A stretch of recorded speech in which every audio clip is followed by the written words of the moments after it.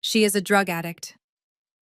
My father roared the words, his fist slamming down so hard the heavy oak table actually rattled. His voice echoed off the high ceiling of the courtroom, sharp and vicious. I sat perfectly still, listening as the man who was supposed to protect me tried to destroy my life in front of a judge. They handed over sealed medical files they thought would bury me forever and strip away everything my grandmother had left me.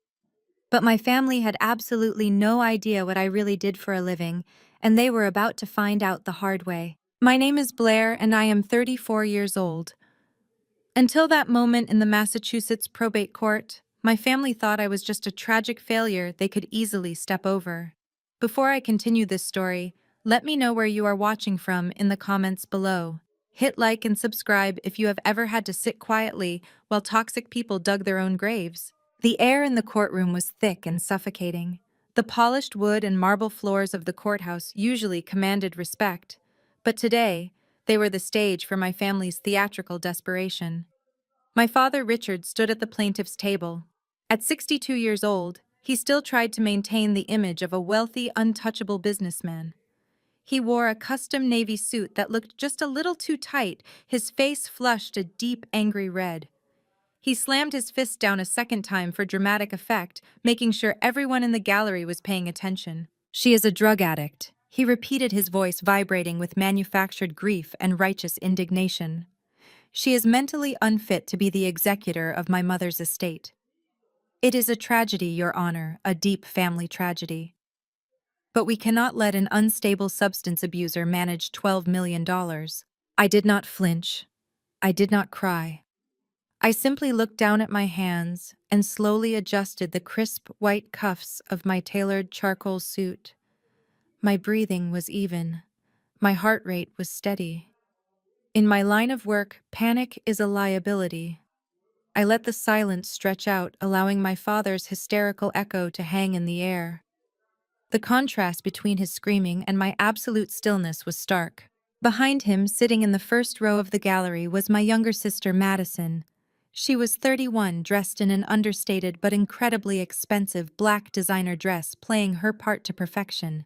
As our father shouted about my supposed addiction, Madison lifted a tissue to her face, dabbing at eyes that were completely dry. She let out a soft, trembling sniffle, burying her face in her husband's shoulder to hide her lack of actual tears. Her husband, Jamal, wrapped a protective arm around her. Jamal was 33, an African-American man who loved to boast about his high-stakes career as a hedge fund manager. He was wearing a suit that probably cost more than my first car, and on his wrist sat a massive, gleaming gold watch. Over Madison's shoulder, Jamal caught my eye. He did not look sad or sympathetic. He looked straight at me with a smug, victorious grin. He was looking at me like I was a minor obstacle that they had just successfully crushed. He thought the $12 million was already sitting in his bank account. They all thought they had won.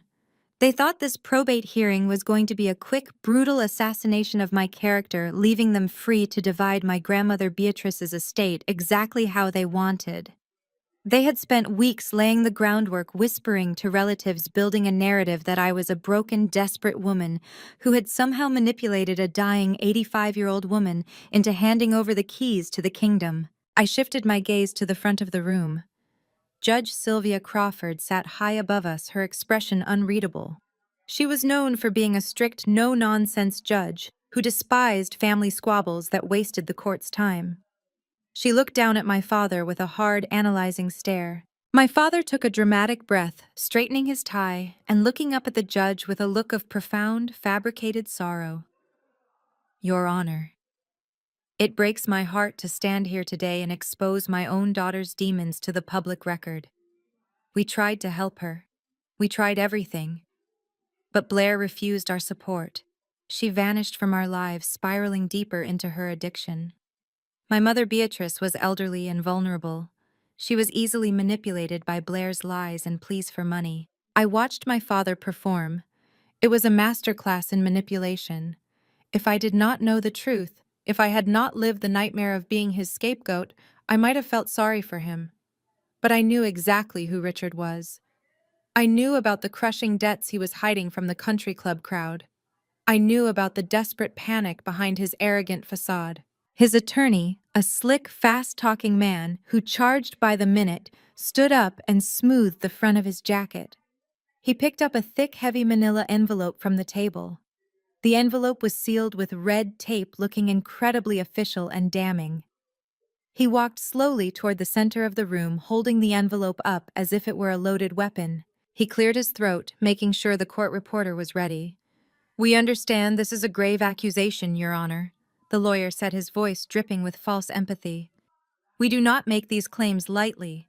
To challenge the appointment of an executor requires undeniable proof of incapacity.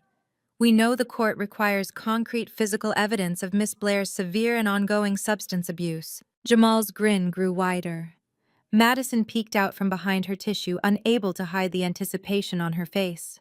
My father crossed his arms, staring at me with a look of pure, unadulterated contempt. They were ready for the execution.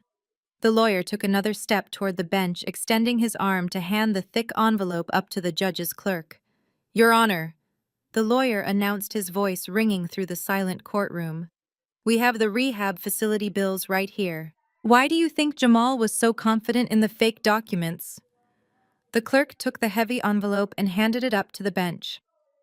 My father's attorney, a man who clearly loved the sound of his own voice, did not wait for the judge to open it before he began his performance.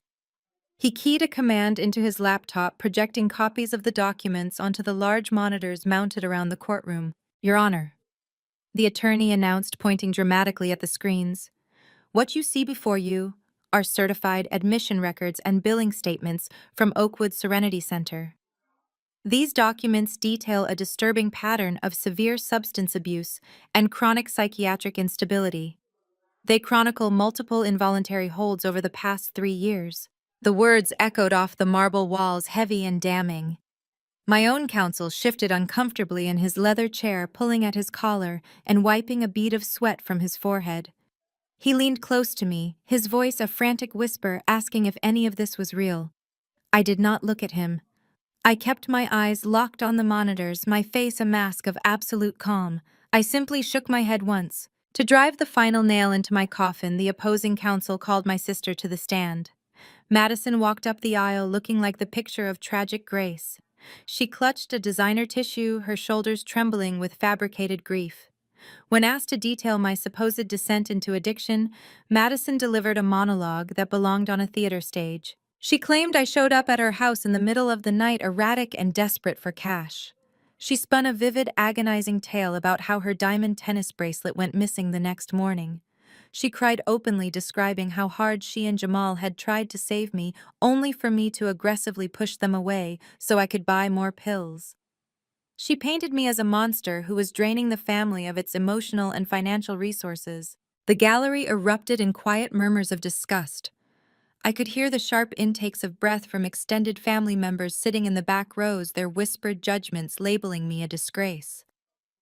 Jamal sat behind the plaintiff's table, nodding solemnly as his wife wept on the stand. He occasionally bowed his head, playing the role of the supportive, exhausted brother-in-law. He thought he was a mastermind. He thought he had orchestrated the perfect character assassination. But I do not just look at documents. I dissect them for a living. I hunt financial criminals by reading the spaces between the lines. As I stared at the glaring white letterhead of Oakwood Serenity Center projected on the screen, a cold, sharp smile tugged at the corner of my mouth. To the judge, to my father, to everyone else in the room, it looked like a legitimate high-end medical facility. But I recognized the font. More importantly, I recognized the underlying corporate formatting of the billing invoice attached to the medical records. It was a standard automated template generated by a specific offshore banking portal. I knew this because Oakwood Serenity Center did not exist in any medical registry. It was a shell company registered in Delaware. And I knew exactly who the registered agent for that specific LLC was. It was Jamal. He had used one of his fraudulent investment holding companies to generate fake medical invoices, arrogantly assuming that no one in a county probate court would ever bother to run a federal tax identification check on a hospital bill. My attorney leaned in again, panicking as the overwhelming tide of public opinion turned viciously against us. He urged me to show some emotion, to act defensive, to do anything to combat Madison's tears. I completely ignored him. I picked up my sleek silver pen and slowly, deliberately slid it across my blank legal notepad. The smooth metal gliding over the paper was the only physical reaction I allowed myself. The trap was set. My family had walked right into it, proudly carrying the very evidence that would lock their own cage. From across the aisle, my father watched me closely. Richard expected me to break down. He expected me to scream, to deny the accusations, to stand up and look exactly like the erratic, unhinged addict they were describing to the court. My absolute, unwavering silence was clearly beginning to unnerve him. He shifted his weight, his arrogant posture faltering just a fraction. He shot a quick glance at Jamal, seeking reassurance.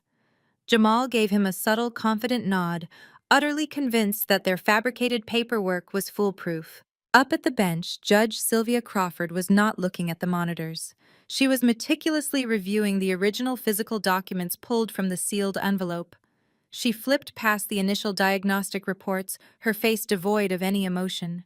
She bypassed the itemized billing statements, turning the heavy pages with deliberate precision. The courtroom was still ringing with Madison's theatrical sobs, but the judge tuned it all out entirely.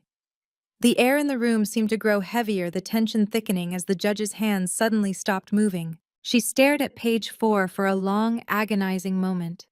Her eyes, sharp and fiercely calculating, narrowed into tight slits. She traced a line of printed text with her index finger, stopping abruptly at a specific signature block at the bottom of the page. The silence emanating from the bench became deafening, instantly pulling the attention of the entire room away from Madison. Judge Crawford slowly lowered the document.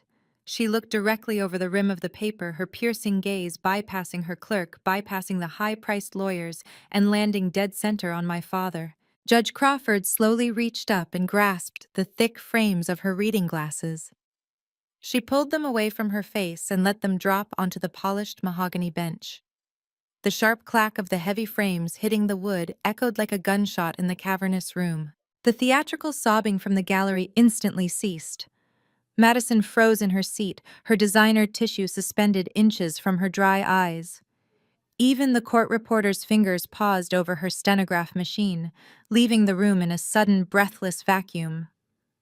The courtroom fell so completely dead silent that I could hear the faint hum of the air conditioning vents overhead and the distant muffled sound of traffic from the Boston streets outside. Judge Crawford leaned forward, resting her forearms on the high bench. She did not look at the opposing counsel. She did not look at Madison. She completely ignored the stack of fabricated medical bills lying in front of her. Her piercing gaze bypassed everyone else in the room and locked directly onto my father. She stared at him with the chilling intensity of a federal prosecutor about to dismantle a hostile, overconfident witness. "Mr. Hayes," she began, her voice remarkably low, but carrying a dangerous, razor-sharp edge that demanded absolute attention. "Are you absolutely sure you know what your daughter does for a living?" My father blinked, entirely derailed by the unexpected question. He looked down at his high-priced attorney, silently demanding an objection.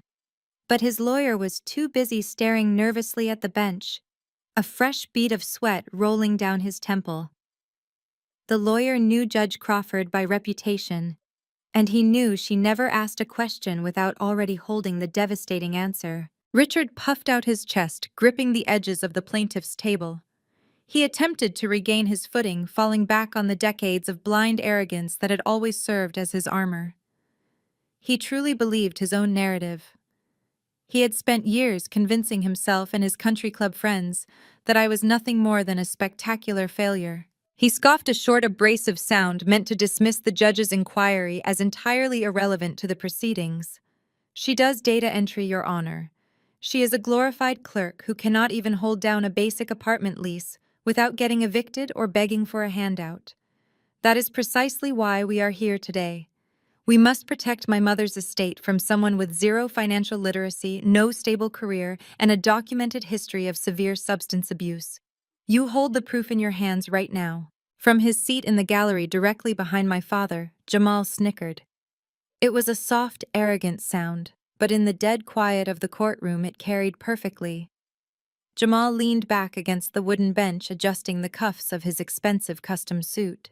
He crossed his legs, completely convinced that my father had just nailed the coffin shut on my future. He looked at me with an expression of pure mockery, expecting me to shrink away in shame, expecting me to finally break down under the weight of their coordinated lies. They had all underestimated my capacity for patience. I do not react to provocations. I investigate them, I document them, and then I destroy them. I placed my silver pen down on my legal pad, aligning it perfectly parallel to the edge of the paper. I pushed my chair back, the wooden legs scraping loudly against the marble floor, and I stood up. I took my time commanding the space simply by occupying it. I reached up and unbuttoned the center button of my tailored charcoal suit jacket, shifting my posture into one of absolute authority. My lawyer reached out a trembling hand to stop me, murmuring a panicked warning about speaking out of turn and letting him handle the defense. I ignored him entirely. I stepped out from behind the defense table and walked to the center aisle, planting my feet firmly on the polished floor. My father watched me, his smug expression faltering as he realized I was not breaking down. I was not screaming in protest. I was not acting like the erratic, unhinged addict they had just spent an hour describing to the court. I stood tall, my shoulders squared, my face a mask of absolute calculated calm. I looked at Madison, watching the color rapidly drain from her face as she realized my silence was not surrender. I looked at Jamal, whose arrogant grin slowly melted into a look of cautious confusion as I met his gaze without a single ounce of fear.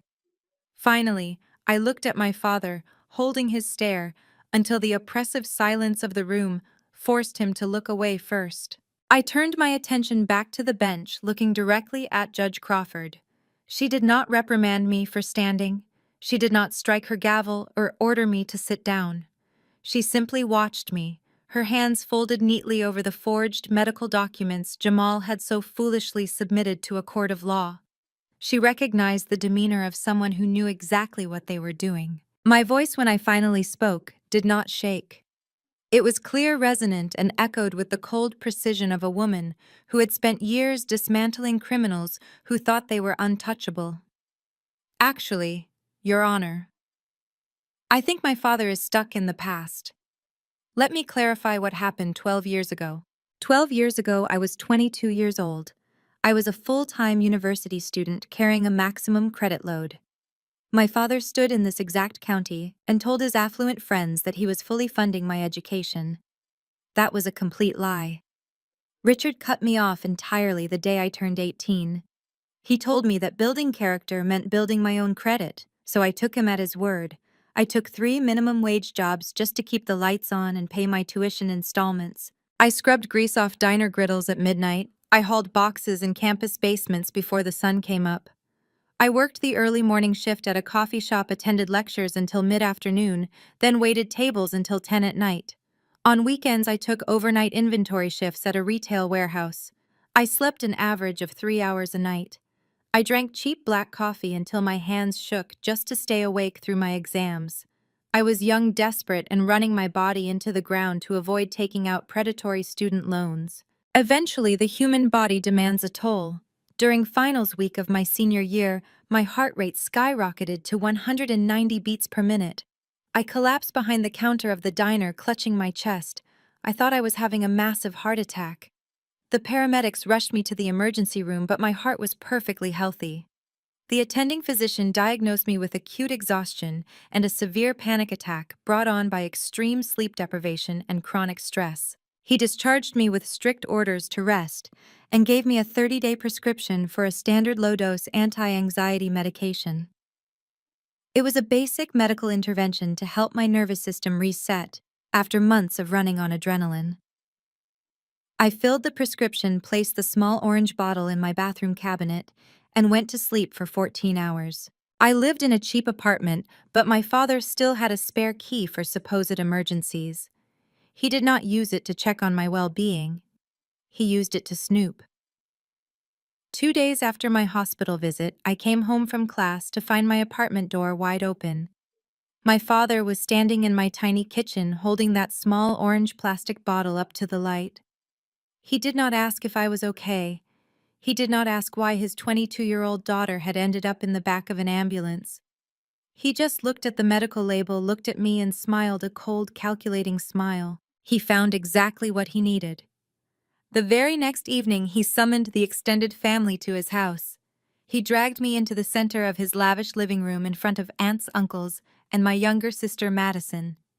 Madison stood there with her arms crossed, wearing a designer sweater paid for by his credit cards, watching me with absolute delight as my father held that prescription bottle high in the air like a hunting trophy. He put on the performance of a lifetime. He paced the Persian rug, clutching his chest, performing a monologue about how I had shattered his heart. He cried fake tears. He dramatically proclaimed that his eldest daughter had succumbed to the dark world of addiction. He twisted a legal doctor-prescribed medication for exhaustion into a narrative of reckless, unstable substance abuse. I tried to explain. I brought out my hospital discharge papers showing the panic attack diagnosis and the severe exhaustion warning from the attending physician. He snatched the papers out of my hand and threw them directly into the lit fireplace. He looked me dead in the eye and told the entire family that an addict could not be trusted under his roof or in his family. He gave me exactly 1 hour to pack my belongings and get out. He branded me a junkie to destroy my credibility, ensuring that no one in our family would ever believe a word I said. He made sure I was completely isolated, cut off, and thrown onto the street with nothing but a suitcase. I paused, letting the heavy reality of that night sink into the silent courtroom. Up at the bench, Judge Crawford's expression had turned into a mask of pure granite. She did not blink. She leaned forward, resting her chin on her steepled hands, absorbing every single word. She kept her eyes locked on my father. Richard's face was rapidly losing its color. His confident, arrogant posture was crumbling, replaced by the frantic shifting of a man who suddenly realizes the exits are blocked. In the gallery, Jamal shifted in his seat, the smug grin completely wiped from his face. He leaned forward, whispering frantically to his lawyer. My father loves to talk about addiction. I continued, my voice steady and echoing clearly across the marble room. He loves to paint me as an unstable financial risk who would drain my grandmother's estate. But he left out the true motivation behind his theatrical performance 12 years ago. I turned away from the judge and walked back toward the defense table. I did not rush. I opened my sleek leather briefcase and pulled out a single protective plastic sleeve. Inside the sleeve was a piece of paper, perfectly preserved and pristine. I turned back to face my father. His eyes widened as he recognized the logo printed at the top of the page. It was a logo from a banking institution he knew intimately. He did not kick me out because of pills, I said, my voice slicing through the heavy air of the courtroom. He did not throw his 22-year-old daughter onto the street to practice tough love or protect the family. I slid the document out of the plastic sleeve and held it high enough for the judge in the gallery to see. He did not kick me out because of pills. He kicked me out because he needed to liquidate my college fund. I held the banking statement high enough for the fluorescent lights to catch the official seal. The document was dated exactly 12 years ago, printed 2 days after my father staged his dramatic intervention in our living room. I turned the page toward the bench so Judge Crawford could see the highlighted columns. As a forensic auditor, I track the movement of hidden money for the federal government. But my very first investigation was my own family. When you follow the money, the truth always rises to the surface. The account my father liquidated was a custodial college savings fund set up when I was a child. The balance on the morning he kicked me out was exactly $40,215. He had unrestricted access until my 23rd birthday. By kicking me out at 22 under the guise of severe addiction, he ensured I was entirely cut off from legal and financial resources. He marched into his local bank branch, claimed he was closing the account to protect a troubled child from buying drugs, and wired the entire balance into his personal checking account. He did not use a single cent to pay for the fake rehabilitation center he just presented to this court. He did not use it to help me. Instead, within 48 hours of that transfer, the $40,000 was meticulously dispersed to 3 specific vendors. I opened my briefcase again and pulled out 3 certified wire transfer receipts, placing them side by side on the plaintiff's table. The first wire was for $18,000, sent directly to a luxury country club. The second wire for $15,000 was transferred to an elite bridal boutique in Manhattan. The final wire covered premium catering and a tiered wedding cake. My father did not kick me out to protect the family. He kicked me out because he was already drowning in his own hidden debt and he needed a scapegoat to fund his golden child's perfect day. He stole my education to pay for Madison and Jamal's extravagant wedding. A loud gasp rippled through the gallery. The entire courtroom turned to look at the second row where my sister was sitting. Madison's face turned a violent shade of crimson. Her carefully constructed image of the grieving, supportive sister shattered in an instant. She gripped the wooden pew in front of her, her knuckles turning white. "That is a lie!" Madison screamed from the gallery, completely abandoning courtroom decorum. Her voice was shrill and desperate, echoing off the high ceilings. "You are making this up. You were living on the streets because you were a junkie. You chose drugs over us." The bailiff stepped forward, his hand resting on his utility belt, ready to remove her from the room. Beside her, Jamal was not screaming. Jamal was not defending his wife. The smug, victorious grin he had worn since the hearing began had completely vanished, replaced by a sickening pale shade of gray. As a man who ran a fraudulent investment firm, Jamal knew exactly what a certified bank wire trace looked like. He recognized the heavy, irrefutable weight of a federal paper trail. Jamal grabbed Madison by the arm, pulling her down forcefully into her seat. He hissed something in her ear, his eyes darting nervously toward the judge and then back to the stack of receipts I had placed on the table. He was sweating. He realized in that exact moment that I did not just bring accusations to this courtroom. I brought receipts.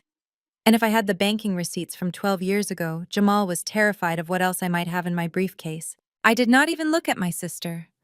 Her screaming meant absolutely nothing to me anymore. I kept my eyes locked on my father. Richard was standing completely frozen behind his table. His mouth opened and closed, but no words came out.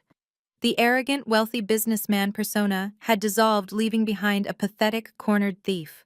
While you were standing at that country club, raising a glass of expensive champagne and giving a toast about family values and your beautiful daughter's future, I was freezing. I spoke directly to Richard, my voice cold and hollow, stripping away every ounce of his dignity. While Madison was dancing in a $15,000 dress, paid for by my college fund, I was carrying everything I owned in a black garbage bag. You stole my future to buy her a status symbol. I turned away from my father and looked up at the bench. Judge Crawford extended her hand. The bailiff quickly walked over, collected the bank statement and the wire transfer receipts from my table, and handed them up to the judge. Judge Crawford put her glasses back on. She reviewed the documents in absolute silence. The courtroom held its collective breath. We watched her eyes scan the dates, the amounts, and the receiving vendors. Her jaw tightened. The expression on her face shifted from professional skepticism to pure, unadulterated disgust. She lowered the documents and glared at Richard with a look so lethal it could have cut glass. I looked at the judge, feeling the heavy, suffocating weight of the past 12 years finally beginning to lift off my shoulders. I was homeless for 3 months, I said, my voice steady and unwavering in the quiet room. But I was not entirely alone. Someone else knew the truth. The winter of that year was brutally cold.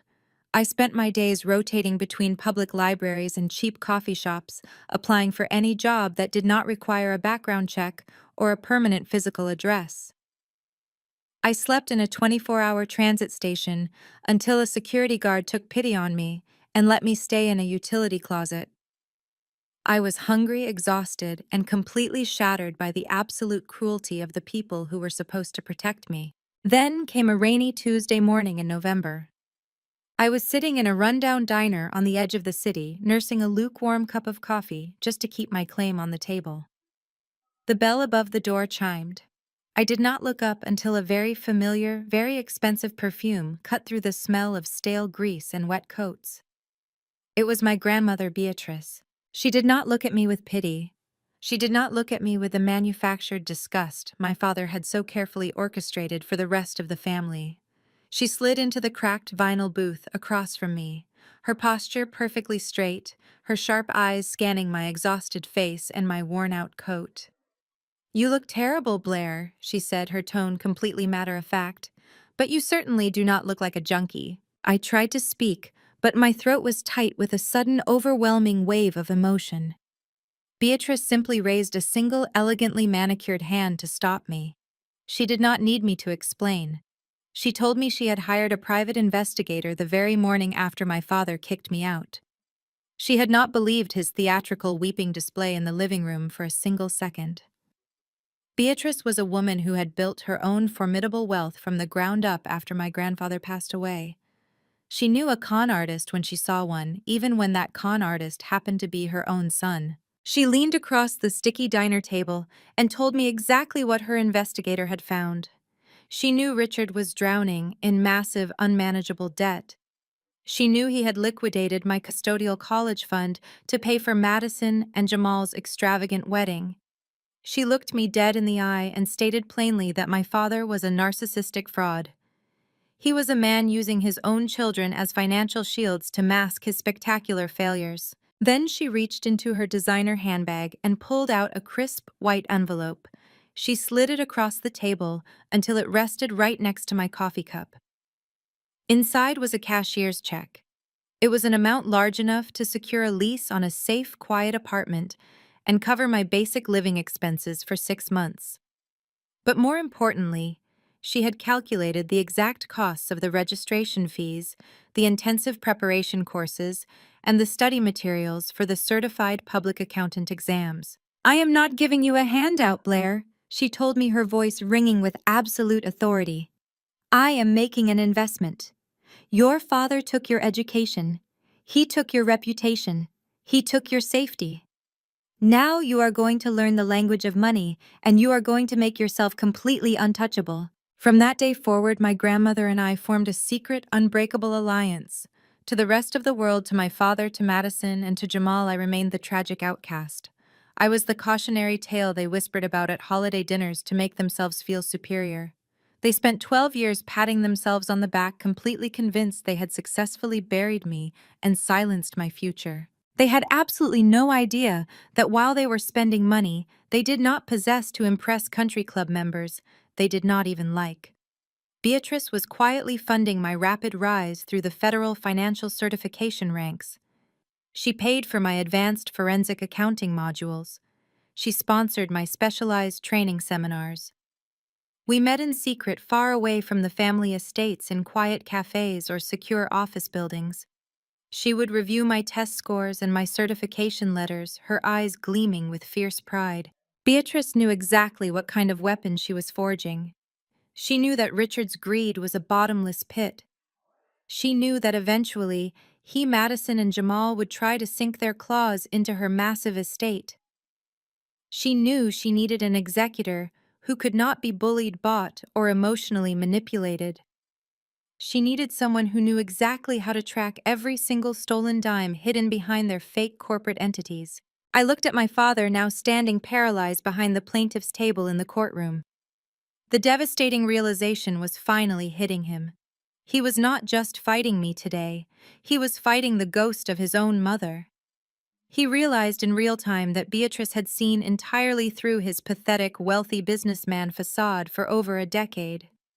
She had played him perfectly, letting him believe he was the master of the family, while she secretly handed the keys of the kingdom to the daughter he threw away. Richard's face turned a sickly shade of gray. His jaw hung slack. The sheer magnitude of his own mother's betrayal left him gasping for air. I reached into my briefcase one last time. I bypassed the thick stacks of banking evidence and pulled out a single heavy piece of personalized stationery. The paper was slightly yellowed, carrying the distinct gold watermark of my grandmother's personal desk. "This is not a financial document," I announced, my voice cutting through the stunned silence of the room. I held the letter up so the judge could see the familiar, elegant handwriting. "This is a personal letter my grandmother wrote to me exactly 1 year before she passed away. She handed it to me on the day I received my senior federal credentials." I unfolded the heavy paper. The silence in the courtroom was absolute. Even the bailiff stood perfectly still, captivated by the unraveling of my father's entire existence.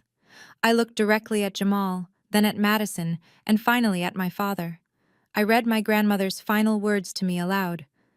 "Let them think you are nothing, Blair. The wolf never barks before it bites." I folded my grandmother's letter with precise, deliberate movements and slid it back into my briefcase. The silence in the courtroom was absolute heavy with the realization of what my family had just unleashed. They had expected a chaotic, desperate woman to show up and beg for scraps. They had no idea they had summoned a predator. For 12 years, I was a ghost. I did not exist on social media. I deleted every account, changed my phone number, and completely severed any traceable ties to the people sitting in this room. I never checked in. I never sent a holiday card. I never asked for a single favor. My father and my sister assumed I was dead in jail or living on the streets too ashamed to show my face. The reality was far more dangerous for them. I was in a windowless room studying federal tax law, while they were busy attending country club galas and taking out high-interest loans to maintain their illusion of wealth. I was building an impenetrable fortress of credentials. I earned my master's degree in accounting with highest honors. I sat for the grueling certified public accountant exams and passed them on the first try. But I did not stop there. I wanted the ultimate weapon in financial warfare. I spent 2 years undergoing rigorous background checks, intensive training, and exhaustive testing to become a certified fraud examiner. I did not just balance ledgers. I learned how to track hidden money across international borders.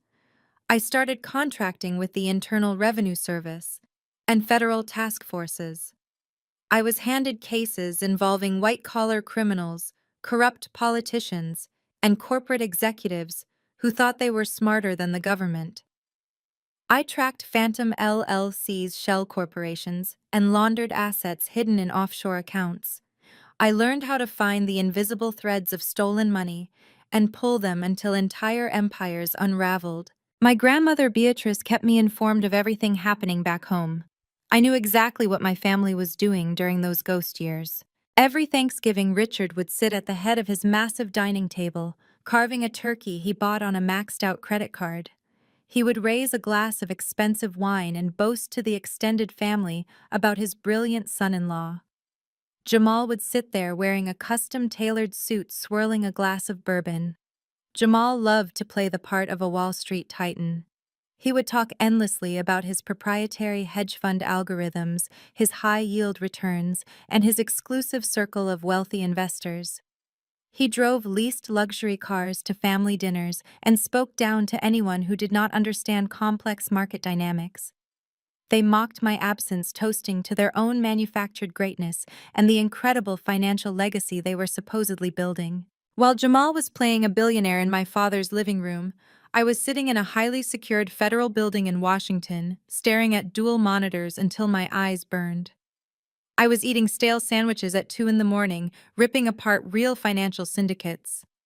I was tearing down men who were 10 times smarter and 100 times wealthier than Jamal could ever hope to be. During those long, silent nights, I learned a very specific, very ruthless skill. I learned how to entirely dismantle a human being's life using nothing but spreadsheets and wire transfer routing numbers. I realized that arrogant men all make the exact same fatal mistakes. They get greedy, they get sloppy, and they always leave a paper trail. I learned that wealth is often an illusion, but numbers are absolute undeniable truth. Now standing in this courtroom, the illusion my family had carefully maintained for over a decade was shattering into a million pieces. My father was already bleeding out from the truth of the stolen college fund. Madison was clutching her chest in the gallery, hyperventilating as her entire reality collapsed. But Jamal still thought he was insulated. He still thought he was the smartest guy in the room. He sat in the gallery, his arms crossed, trying to project an air of bored indifference. He thought this probate hearing was just a messy, emotional family squabble over a house and a few local bank accounts. He thought my expertise was limited to catching low-level embezzlement or standard tax evasion. He thought his offshore accounts were buried far too deep for a county court to ever discover. I stepped away from the plaintiff's table and walked slowly down the center aisle, my heels clicking sharply against the marble floor. I stopped right in front of the wooden barrier separating the court from the gallery, standing directly in front of where Jamal was seated. I looked at him. I looked at the smug, dismissive expression he was trying so desperately to maintain. I looked at the heavy gold watch on his wrist and the silk pocket square in his jacket. I let him feel the full crushing weight of my attention. The air in the courtroom seemed to drop 10 degrees. Judge Crawford watched me intently from the bench, recognizing the exact moment a federal auditor corners their target. I tilted my head slightly, my voice dropping to a calm conversational tone that carried perfectly through the dead silent room. Speaking of hedge funds, Jamal, how is the Cayman Islands portfolio doing this quarter? Jamal dropped his pen. The sharp clatter of Jamal dropping his gold pen onto the defense table brings me immense satisfaction. He knows. He knows I see right through his offshore shell game. But to fully understand the absolute suffocating panic radiating from my brother-in-law in this courtroom right now, we have to rewind the clock. We have to go back exactly 3 weeks. Back to the day we buried Beatrice, the only person in my family who possessed a single shred of human decency. It was a damp, overcast morning in Boston, the kind of dreary New England day that perfectly mirrored the somber nature of a funeral. But for my father, this was not a day of mourning. It was a high society networking event. He turned his own mother's burial into a stage production for his country club associates. I stood in the back of the manicured cemetery, intentionally hiding myself beneath the drooping branches of an ancient oak tree. I wore a sharp, simple black trench coat, keeping my distance as I watched a fleet of gleaming luxury vehicles pull up to the graveside. My father stepped out of a rented Mercedes, immediately shaking hands with local politicians and pretending to wipe away invisible tears. Madison and Jamal arrived next, stepping out of an Aston Martin they absolutely could not afford. They coordinated their performance flawlessly. Madison wore a heavy black veil to hide her dry eyes, clutching a designer handkerchief and letting out perfectly timed, fragile sobs whenever a camera flash went off. Jamal played the supportive husband, keeping a protective arm around her waist, projecting the image of a wealthy, grieving family unit. But the moment they thought the cameras were gone and the important guests were out of earshot, the performative grief instantly evaporated. From my vantage point in the shadows, I watched them huddle near the massive floral arrangements, whispering frantically. They were not sharing fond memories of the woman who raised them. They were acting like starving vultures circling a fresh carcass, actively calculating the liquidation value of a $12 million estate. I distinctly heard my father assure Jamal that the massive stone manor would go on the market by the end of the month. He promised that a massive injection of cash was coming to save Jamal's failing business ventures. I did not approach them. I stayed in the background observing them with the detached analytical precision of a federal investigator mapping out a criminal syndicate. But eventually the crowd of mourners thinned out. Madison spotted me standing quietly by the iron gates. She unlinked her arm from Jamal and marched over her expensive heels, sinking into the wet grass. She looked me up and down with absolute revulsion, treating me like a stray dog that had dared to wander onto a private country club lawn. She leaned in close, the suffocating smell of her heavy floral perfume masking the scent of the damp earth. "Do not try to beg for a handout today," Blair Madison sneered, her voice dropping to a vicious, hateful whisper. "Grandma felt sorry for you, but her charity ends in the grave. You are getting absolutely nothing, so do not even think about causing a scene and embarrassing us in front of these people." Jamal walked up right behind her, sliding his hands into his tailored pockets. He looked at me with that same arrogant, dismissive smirk he wore in the courtroom today. "Take the hint," Blair Jamal added smoothly, his tone dripping with condescension. "Go back to whatever hole you crawled out of. The adults have serious financial matters to handle today." I did not raise my voice. I did not defend myself against their pathetic insults. I just stared back at them, my face perfectly blank, analyzing the sheer blind confidence of two people walking directly into a slaughterhouse. I let them enjoy their delusion for a few hours longer. After the burial concluded, the immediate family retreated to my grandmother's sprawling historic estate for the private reading of the will. The massive stone house felt entirely empty without Beatrice, but my father was already acting like the new lord of the manor. He stood by the grand marble fireplace in the main study, pouring himself a heavy glass of aged scotch. Madison and Jamal took a seat on the velvet sofa, practically vibrating with greedy anticipation. They were already mentally spending money they did not have. I stood silently in the far corner of the room, leaning against a towering mahogany bookshelf. My father glared at me, clearly furious that I had dared to step foot inside the house, but he did not want to cause a screaming match in front of the family attorney. He decided to tolerate my presence, assuming I was just there to receive a token sum of a few $1,000s before being officially banished. Mr. Caldwell, a stern old-school lawyer who had managed Beatrice's affairs for 4 decades, walked into the study. He carried a battered leather briefcase that held the final legally binding wishes of a woman who was infinitely smarter than her greedy son. Mr. Caldwell did not offer any warm pleasantries.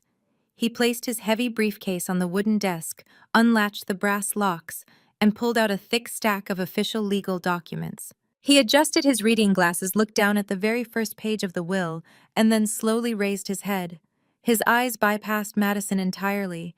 He completely ignored Jamal. He looked directly across the room at my father, who was swirling the scotch in his crystal glass with a triumphant, expectant grin. Mr. Caldwell let out a heavy sigh, his expression twisting into a tight, deeply uncomfortable grimace. "Richard," the lawyer said, his voice flat and gravely serious in the quiet room, "I suggest you sit down for this." My father did not sit down. He scoffed, taking another arrogant sip of his aged scotch. He genuinely believed that Mr. Caldwell was about to read a few minor, annoying charitable bequests before handing over the keys to the empire. Richard waved his free hand dismissively, telling the lawyer to skip the legal jargon and just get to the bottom line. Madison practically vibrated on the velvet sofa, her eyes wide with unadulterated greed. She leaned into Jamal, whispering loudly about the summer house in Martha's Vineyard and how she planned to completely gut and remodel the kitchen. Jamal rubbed his hands together, his mind already actively embezzling the massive capital injection he desperately needed to keep his fraudulent hedge fund afloat. Mr. Caldwell did not look amused. He adjusted his glasses and began reading from the heavy notarized document. He confirmed the total value of my grandmother's estate, a staggering $12 million, composed of prime real estate liquid assets and highly diversified investment portfolios. Hearing the official number out loud acted like a narcotic on my family. My father closed his eyes and smiled, looking like a man who had just been pardoned by the governor. Then Mr. Caldwell turned to the second page. His voice grew firmer, entirely devoid of sympathy. "To my son Richard," Mr. Caldwell read, enunciating every single syllable perfectly. "I leave absolutely no controlling interest in my estate, my properties, or my financial holdings. I hereby revoke any and all previous powers of attorney." The smug smile slid right off my father's face. The color drained from his cheeks, replaced by a sickly, panicked white. He opened his mouth to protest, but Mr. Caldwell simply raised a hand and continued reading without missing a beat. "I hereby name my granddaughter Blair as the sole and absolute executor of my estate. Furthermore, to Blair, I leave 80% of my total assets free and clear of any encumbrances. The remaining 20% is to be placed into a strictly locked, irrevocable trust, which Richard, Madison, and Jamal are legally barred from accessing or managing in any capacity." For exactly 3 seconds, the study was completely devoid of sound. The sheer magnitude of my grandmother's final strike against them was too massive for their narcissistic brains to process. They had spent 12 years treating me like a disease, convincing themselves that I was a broken, useless addict who had vanished into the gutter. Now a legally binding document had just crowned me the absolute ruler of their financial universe. The silence shattered. My father let out a guttural, feral roar. He hurled his heavy crystal glass directly at the stone fireplace. It shattered into 1,000 pieces, sending shards of glass and expensive liquor flying across the Persian rug. He gripped the edge of the mahogany desk, his knuckles turning white, screaming at Mr. Caldwell that the document was a forgery, a mistake, a sick joke. Madison completely lost her mind. The polished high society facade melted away in an instant. She shrieked a high-pitched, agonizing sound and actually lunged across the room at me. Her hands were curled into claws, her face twisted with a level of pure hatred I had never seen before. Jamal had to grab her around the waist, pulling her back forcefully as she thrashed and kicked against him, screaming that I had poisoned our grandmother's mind. I did not flinch. I did not step back. I simply stood by the bookshelf, picked up a porcelain cup of black coffee from a nearby side table, and took a slow, deliberate sip. I watched their psychological collapse with the cold, detached fascination of a scientist observing a chemical reaction. They were tearing each other apart, thrashing against the inescapable reality of their own ruin. "You manipulated her!" My father screamed, pointing a trembling finger at my face. "You crawled back here and brainwashed a dying woman. I will contest this. I will drag you through every court in this state. I will have you committed." Mr. Caldwell calmly closed his leather folder and latched his briefcase. He looked at my father with profound disgust. I assure you, Richard Beatrice was of exceptionally sound mind. In fact, she had 3 independent medical professionals evaluate her cognitive functions on the very day she signed this document. She anticipated this exact reaction from you. I strongly suggest you hire competent counsel, though I doubt it will do you any good. With that, the lawyer turned on his heel and walked out of the study, leaving us alone in the tense, suffocating aftermath of the explosion. I placed my coffee cup back down on the table. The show was over. I had seen everything I needed to see. I smoothed out the front of my tailored suit, completely ignoring my father's frantic, heavy breathing and Madison's continuous hysterical sobbing. I stepped away from the bookshelf and began walking toward the heavy wooden double doors leading out to the main hallway. I did not make it to the exit. Jamal stepped directly into my path. He moved with a sudden aggressive speed that completely contradicted his usual laid-back, arrogant demeanor. He planted himself squarely in front of the doors, his broad shoulders blocking any chance of me leaving the room. He reached behind his back, grasped the brass deadbolt, and locked the door with a loud, heavy click. He did not look like a smooth-talking hedge fund manager anymore. The expensive suit and the gold watch were just camouflage. As he glared down at me, his eyes dark and menacing, the corporate mask completely slipped away, revealing something cold, desperate, and deeply sinister. The heavy brass deadbolt echoed with a sharp snap that seemed to suck the remaining oxygen right out of the room. Jamal leaned his massive frame against the carved mahogany doors, crossing his arms over his chest to block my only exit. His breathing was heavy, slightly erratic, betraying the primal panic hiding just beneath his expensive designer cologne. Across the room, my father was still staring blankly at the shattered crystal in the fireplace, muttering to himself in a state of absolute shock. On the velvet sofa, Madison clutched her head, rocking back and forth as her dreams of a summer home evaporated into thin air. They were completely useless. Jamal knew he had to handle this himself. He pushed off the wood and took a slow, deliberate step toward me. He was easily a foot taller than I was, a broad-shouldered man who was entirely accustomed to using his physical size to force people into submission. He walked directly into my personal space, standing so close I could feel the heat radiating off his body. He angled his head down, casting a dark shadow over me, trying to force me to look up at him, like a frightened, obedient child. I did not back away. I did not shift my weight or lower my eyes. I held my ground perfectly, letting him loom over me while I maintained the exact same detached analytical expression I used when interrogating hostile corporate executives for the federal government. I knew exactly what a desperate man looked like, and Jamal was bleeding desperation from every pore. "Listen to me, little girl." Jamal lowered his voice to a gravelly, threatening whisper, intending to intimidate me into a total psychological surrender. "My firm needs a $3 million liquidity injection by Friday. Richard promised me Beatrice's estate. You are going to sign a renunciation form, and I'll throw you $50,000 to go away quietly." He spoke with the absolute blind arrogance of a man who genuinely believed his own lies. He thought he was offering me a lifeline. He was entirely convinced that throwing $50,000 at a woman he considered a broke recovering addict would be more than enough to buy my compliance and secure his stolen empire. He leaned in closer, waiting for me to tremble, waiting for me to eagerly accept the bribe and run away from the confrontation so he could save his failing hedge fund from absolute ruin. I did not flinch. I did not even blink. I just let a long, agonizing silence stretch between us. I let him feel the absolute lack of fear in my posture. I wanted him to understand that his physical intimidation meant absolutely nothing to me. Then very slowly I lowered my gaze. I did not look at his face. I did not look at his threatening shoulders. I looked directly at his left wrist, which was resting aggressively near his waistline. Peeking out from beneath the crisp white cuff of his tailored shirt was a heavy, gleaming gold watch. It was designed to project absolute wealth, success, and dominance.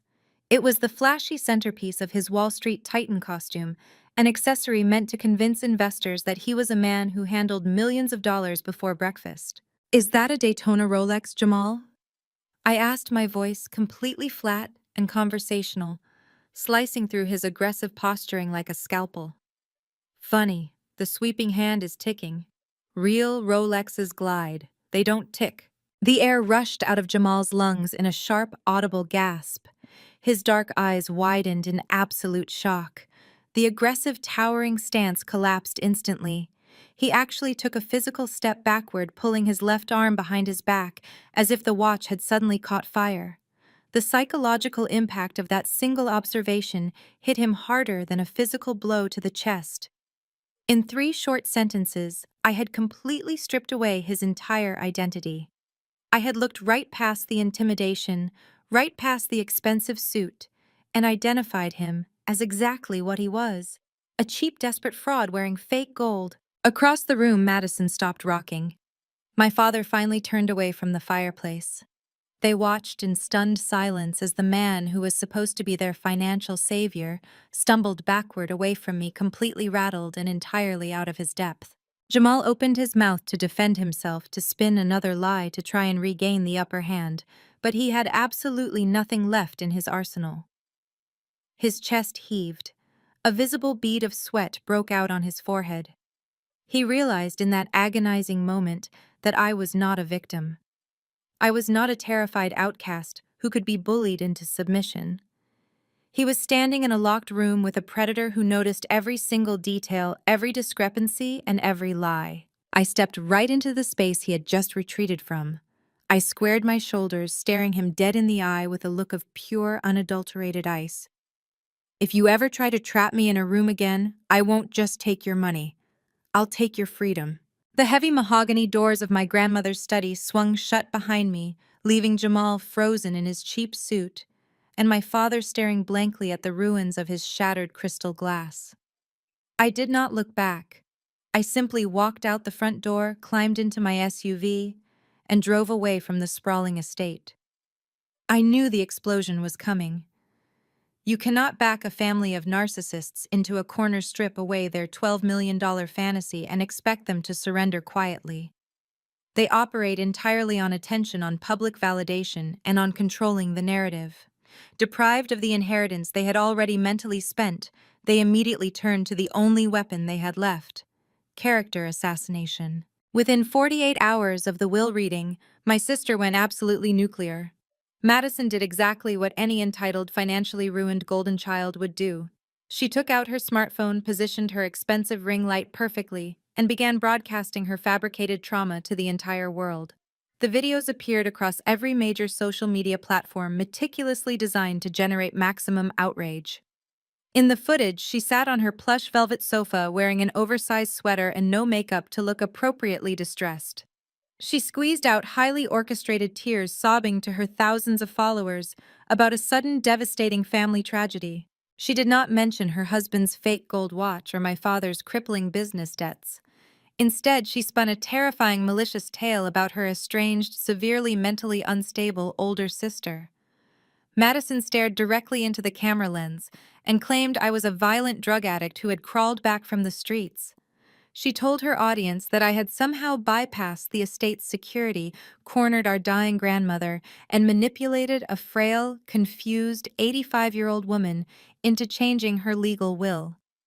She weaponized buzzwords perfectly, crying about elder abuse, psychiatric coercion, and financial exploitation. She begged her followers to pray for her family as they fought to protect their grandmother's true legacy from a vicious, addicted predator. The videos went viral almost instantly. The comment sections flooded with absolute strangers, offering sympathy to Madison and demanding that I be investigated by the authorities. The digital mob was exactly the spark the extended family needed to ignite their own outrage. My phone began vibrating nonstop. Aunts, uncles, and second cousins who had not spoken a single word to me in 12 years suddenly found my contact information. The notifications rolled in like rapid-fire artillery. They demanded I step down as the executor immediately. They called me a disgrace, a thief, and a sociopath.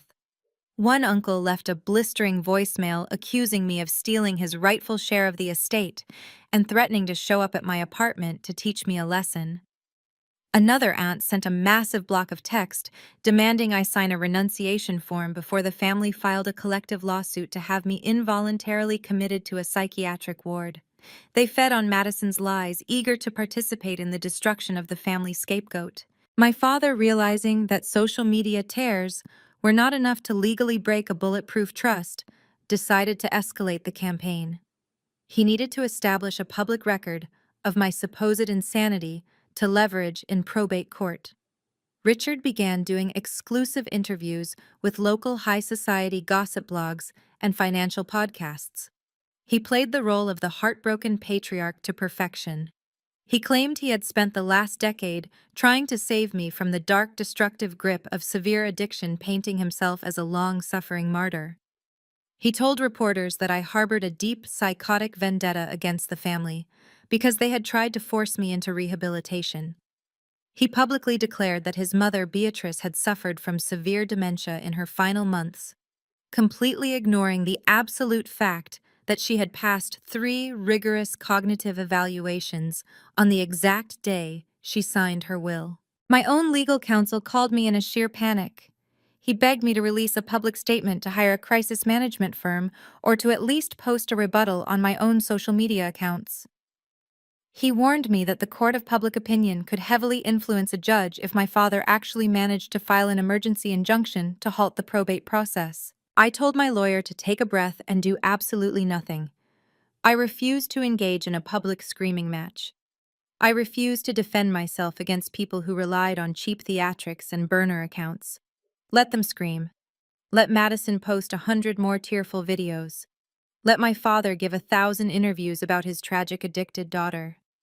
They were fighting a war of public relations, relying on the court of public opinion to bully me into submission. They thought shame would force me to hand over the estate. I was not fighting a public relations war. I was fighting a war of federal compliance. I ignored the hundreds of hateful text messages flooding my screen. I silenced my phone and tossed it onto the kitchen counter, letting the screen flash wildly in the dark. I walked into my home office, locked the solid core door, and pulled down the heavy blackout blinds. I sat down at my heavy oak desk and reached for my primary weapon. I opened my encrypted government-issued laptop. The screen glowed to life, casting a harsh blue light across my face in the darkened room. I bypassed the standard security protocols, utilizing my senior clearance to access the highly restricted federal financial database. I did not need to win an argument in the comment section of a viral social media post. I did not need to justify my existence to aunts and uncles who had gladly watched me freeze on the streets 12 years ago.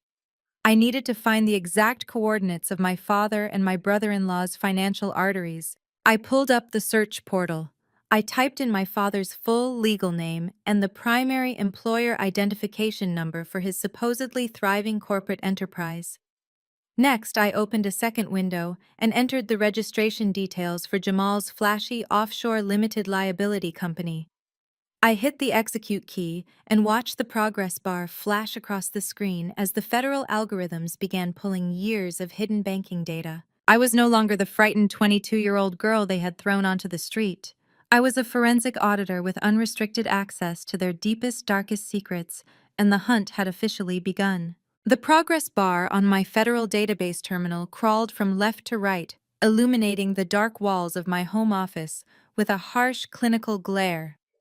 In my line of work, we have a saying: men can lie, cry, and orchestrate brilliant public relations campaigns, but numbers possess absolute, unyielding integrity. As the decrypted banking files began cascading down my screen, the meticulously crafted illusion of my father's wealth shattered into 1,000 worthless pieces. Richard was not just experiencing a temporary cash flow problem, he was standing on the precipice of absolute financial annihilation. I opened the first ledger, my eyes scanning the heavily redacted corporate filings. His primary manufacturing firm, the one he boasted about at every single country club dinner, was a hollow, decaying shell. He had taken out 3 separate, highly leveraged mortgages on his sprawling suburban estate. He had maxed out every single corporate line of credit available to him. The business was bleeding capital at a catastrophic rate, completely unable to meet its basic operational payroll. According to the debt-to-asset ratios flashing red on my monitor, Richard was exactly 3 weeks away from a mandatory Chapter 11 bankruptcy filing. But the desperation went much deeper than bad business management. I cross-referenced his personal checking accounts with the company's operating funds. I found a series of erratic, highly illegal transfers. He was siphoning money directly out of his own employees' pension plans just to keep up his country club dues and lease payments on his luxury vehicles. He was a cornered animal staring down the barrel of federal embezzlement charges. I opened a second encrypted window and fed Jamal's offshore limited liability company into the federal tracking algorithm. Madison's husband loved to parade around playing the role of an elite hedge fund manager. But the data painting the screen told a remarkably different story. The Cayman Islands portfolio he constantly bragged about was a total ghost town. There were 0 legitimate investments, no stocks, no bonds, no real estate acquisitions. The only money entering the accounts came from new, unsuspecting investors. And that exact same money was instantly wired back out to pay off the older investors demanding their quarterly returns. Jamal was not a financial prodigy. He was running a textbook Ponzi scheme, and his fraudulent house of cards was collapsing in real time. The deficit was massive, hovering right around $4 million. They were not attacking me on social media because they wanted to preserve my grandmother's legacy. They were attacking me because they were staring at $12 million as their one and only ticket to avoid federal prison. While I sat in the safety of my locked office documenting their crimes bite by bite, a very different scene was unfolding across town. The arrogant swagger my father and brother-in-law displayed at the funeral had completely evaporated. They were meeting in the dimly lit private study of my father's heavily mortgaged estate. The heavy velvet curtains were drawn tight, blocking out the streetlights. Richard paced the length of the Persian rug, his tie loosened, a glass of cheap bourbon shaking in his hand. The polished, untouchable patriarch was gone. He looked his age, gray and terrified, wiping sweat from his forehead. Jamal sat heavily on the leather sofa, staring at his incessantly vibrating smartphone. His screen lit up over and over again with messages from angry investors demanding the liquidity he had promised them by the end of the month. Jamal did not have the cash. He had spent the last of the incoming investments to lease the Aston Martin he drove to my grandmother's funeral. "The social media smear campaign is not working fast enough," Jamal snapped, tossing his phone onto the mahogany coffee table. "She is not reacting. She is not stepping down. My investors are breathing down my neck, Richard. If I do not inject $3 million into my accounts by next week, the Securities and Exchange Commission is going to start asking questions." My father stopped pacing and gripped the back of a leather chair. "I am out of time, Jamal. The bank sent another foreclosure notice this morning. If Blair liquidates the estate and puts the assets into a blind trust like her lawyer threatened, we get nothing. We lose the house. We lose the business. We lose everything. They realized in that suffocating, dimly lit room that public shaming was a useless weapon against someone who refused to feel shame. They needed a legal mechanism. The probate court would not remove an appointed executor just because of a few tearful videos posted by a jealous sister. The court required hard, undeniable proof of incapacity. They needed to legally demonstrate that I was entirely unfit to manage a $12 million estate. Jamal leaned forward, resting his elbows on his knees, his mind racing through illegal alternatives. We need a paper trail, Richard. The judge will not listen to Madison crying. The judge will only listen to medical documentation. We need to prove she is out of her mind. We need to validate the addiction story you sold to the family 12 years ago. My father stared at the empty fireplace, his moral compass completely overridden by his sheer financial terror. He remembered the panic attack. He remembered the orange prescription bottle he had weaponized to kick me out of the house. He knew there was no actual history of severe substance abuse. He knew there were no real rehab records because I had never been to rehab. But a desperate man facing total ruin does not care about reality. He cares about survival. His entire existence depended on stealing my inheritance to cover his tracks. He turned to face his son-in-law, his eyes cold and devoid of any paternal instinct. The decision was made in an instant. We need to prove she is unfit. Get me those rehab documents. We will make them ourselves if we have to. Jamal did not waste a single second. The very next morning, he locked the doors to his downtown corner office, closed the motorized blinds, and booted up his personal encrypted laptop. He was a man fighting for his life, and he needed a weapon that would completely obliterate my credibility. He opened the digital registry of his offshore accounts. Among the tangled web of fraudulent investments and empty portfolios, he located exactly what he needed. It was a dormant, limited liability company registered in Delaware, originally set up to funnel phantom real estate investments. With a few rapid keystrokes, he altered the doing business as classification. In less than 10 minutes, that empty corporate shell was officially rebranded as Oakwood Serenity Center. Jamal downloaded standard medical billing templates from the internet. He poured a fresh cup of coffee and began meticulously crafting a fictional nightmare. He typed out admission dates, diagnostic codes, and discharge summaries. He did not hold back. He documented 30-day involuntary psychiatric holds. He listed treatments for severe narcotic withdrawals. He fabricated notes about erratic aggressive behavior and refusal to comply with outpatient therapy. He attached exorbitant billing amounts to the invoices, ensuring they looked like the authentic crushing expenses of a high-end private rehabilitation facility. He printed the documents on thick, expensive linen paper to give them the physical weight of absolute authority. When he handed the freshly printed stack of lies to my father later that afternoon, Richard did not ask questions. Richard did not express a single ounce of hesitation about committing massive multi-layered fraud against his own flesh and blood. My father simply looked at the crisp invoices, his eyes gleaming with the desperate relief of a man who just found a loaded gun. They wasted no time. Less than 48 hours after the reading of my grandmother's will, Richard and Jamal walked through the heavy double doors of the Massachusetts probate court. They wore their sharpest power suits, projecting the image of deeply concerned wealthy family members forced to take drastic action. They marched right up to the clerk's window and officially filed an emergency injunction to halt the execution of the estate. My father stood before the intake clerk and delivered a masterful, tragic performance. He claimed that a $12 million estate was in imminent danger of being liquidated to fund a lethal drug habit. He submitted the forged Oakwood Serenity Center invoices as Exhibits A through D, demanding an expedited hearing to strip me of my executor duties and transfer total control of the assets back to him. Walking out of the courthouse, they felt absolutely invincible. Richard immediately called Madison, instructing her to start practicing her victim routine for the witness stand. They laughed in the courthouse parking lot, entirely convinced of their own brilliant supremacy. They genuinely believed they had outsmarted the legal system. They pictured me as the exact same terrified, isolated 22-year-old girl they had thrown onto the streets 12 years ago.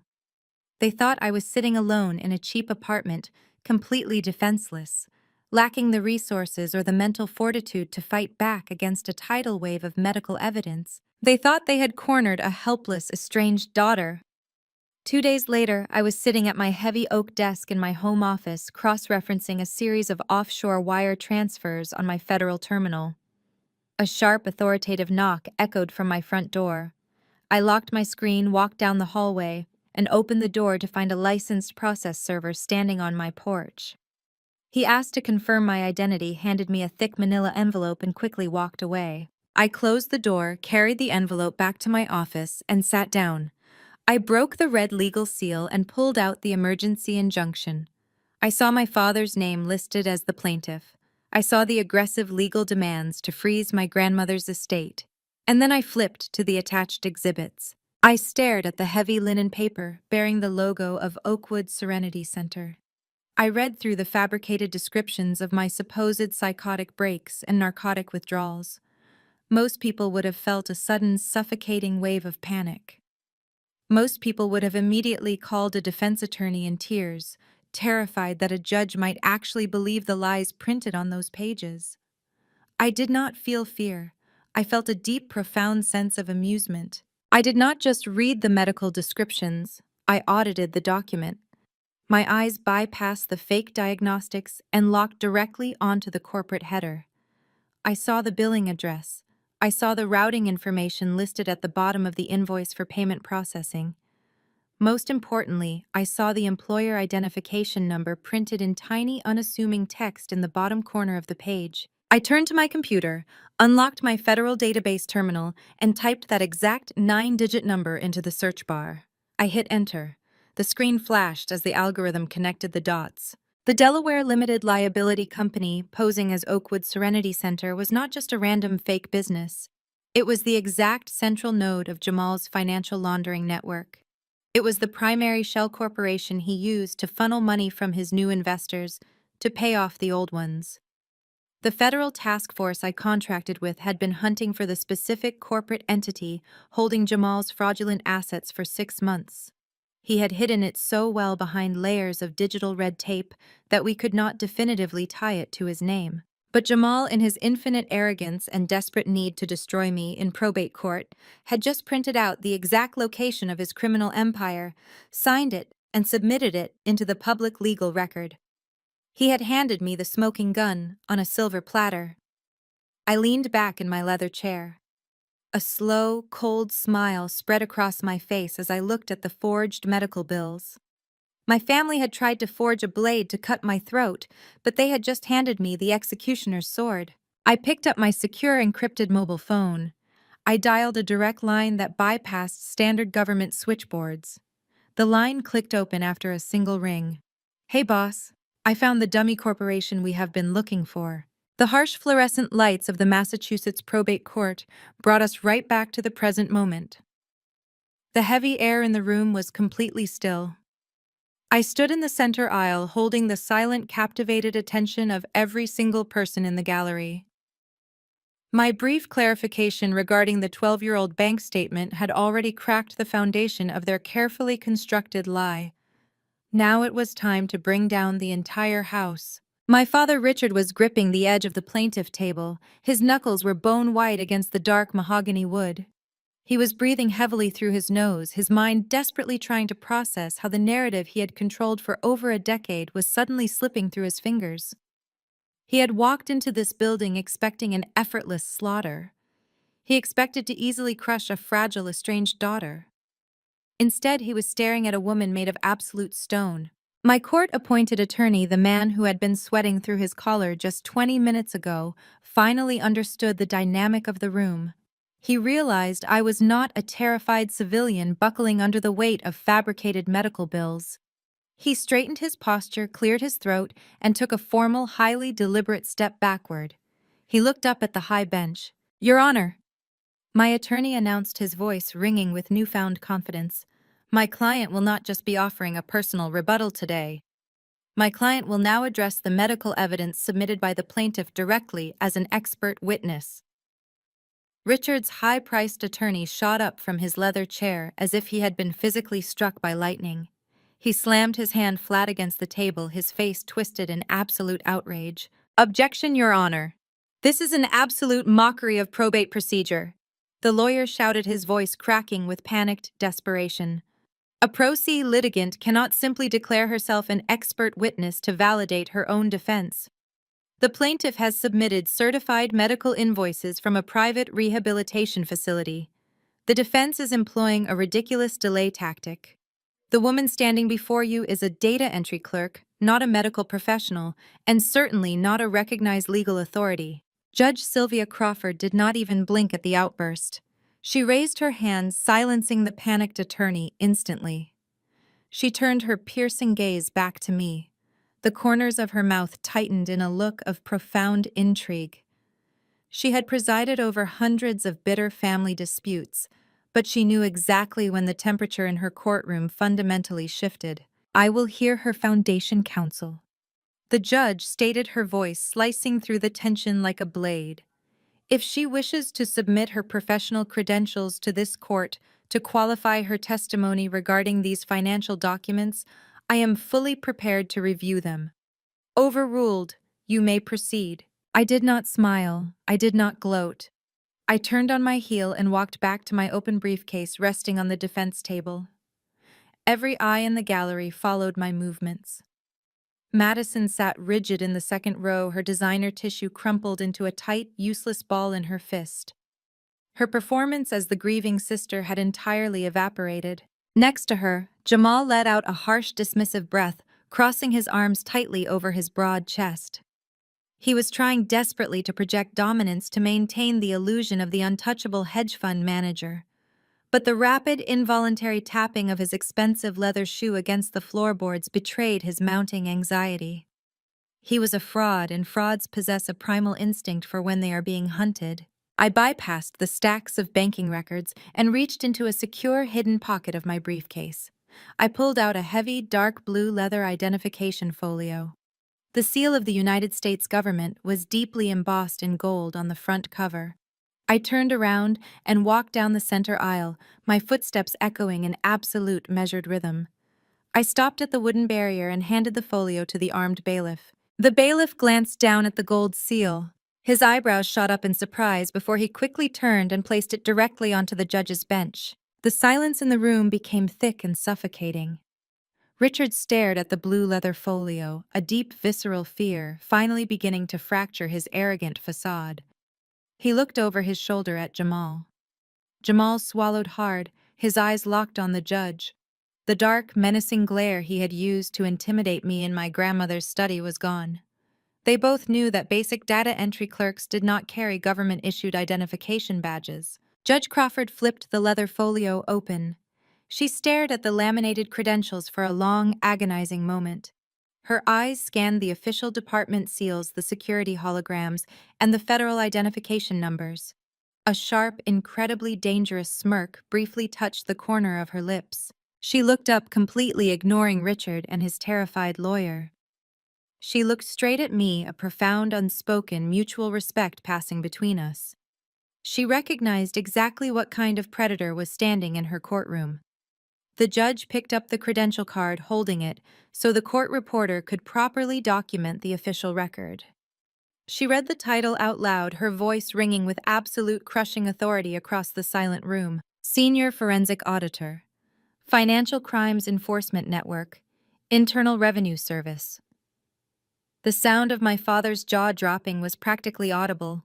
All the color drained from his face as he stumbled backward, bumping heavily into his chair.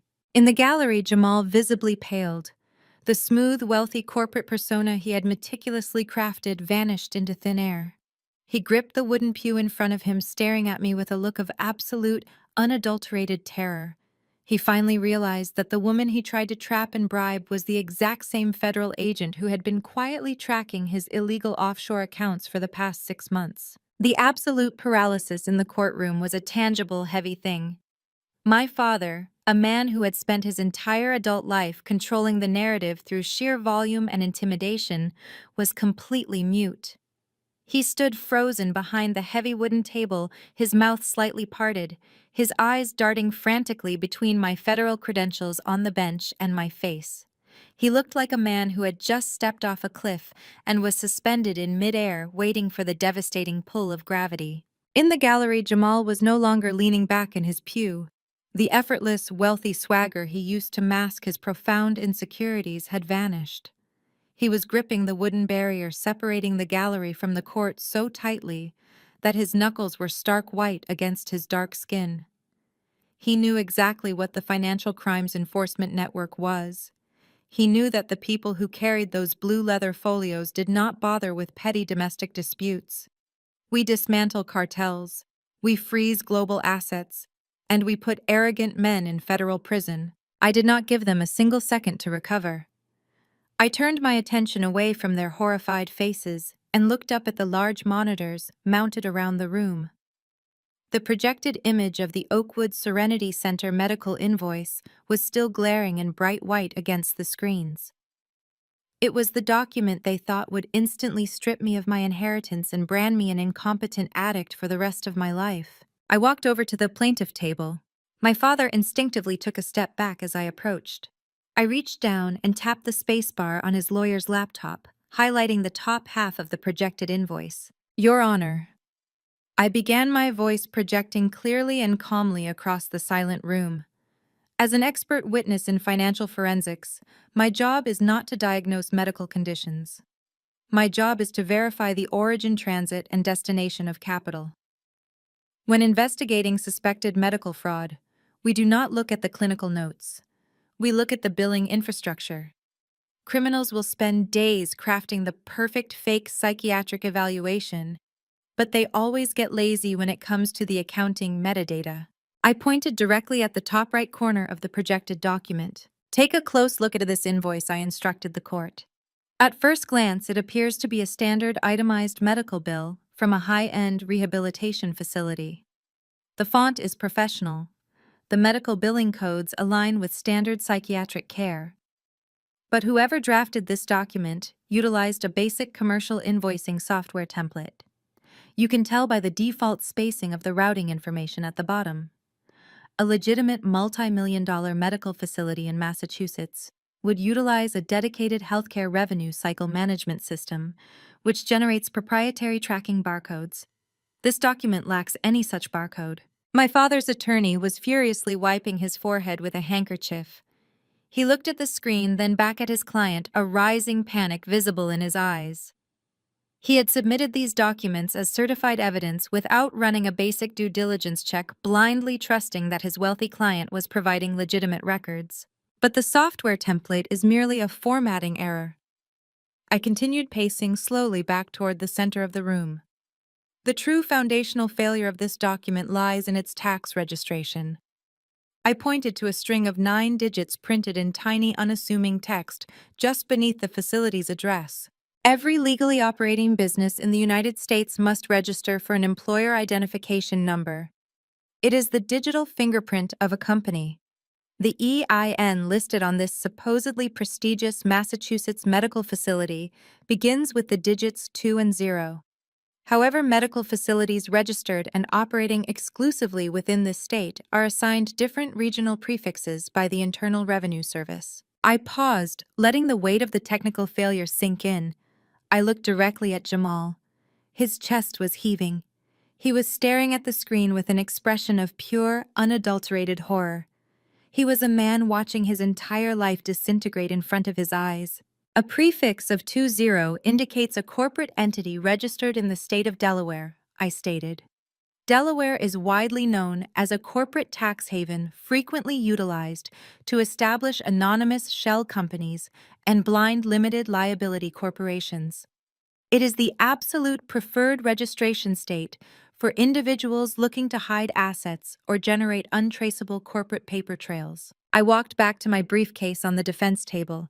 I reached inside and pulled out a thick spiral-bound document featuring the official seal of the Department of the Treasury. I handed it to the bailiff, who immediately passed it up to Judge Crawford. The judge opened the bound report, her eyes scanning the highly classified federal data. I ran that specific employer identification number through our restricted federal registry, I explained, keeping my gaze locked on the judge.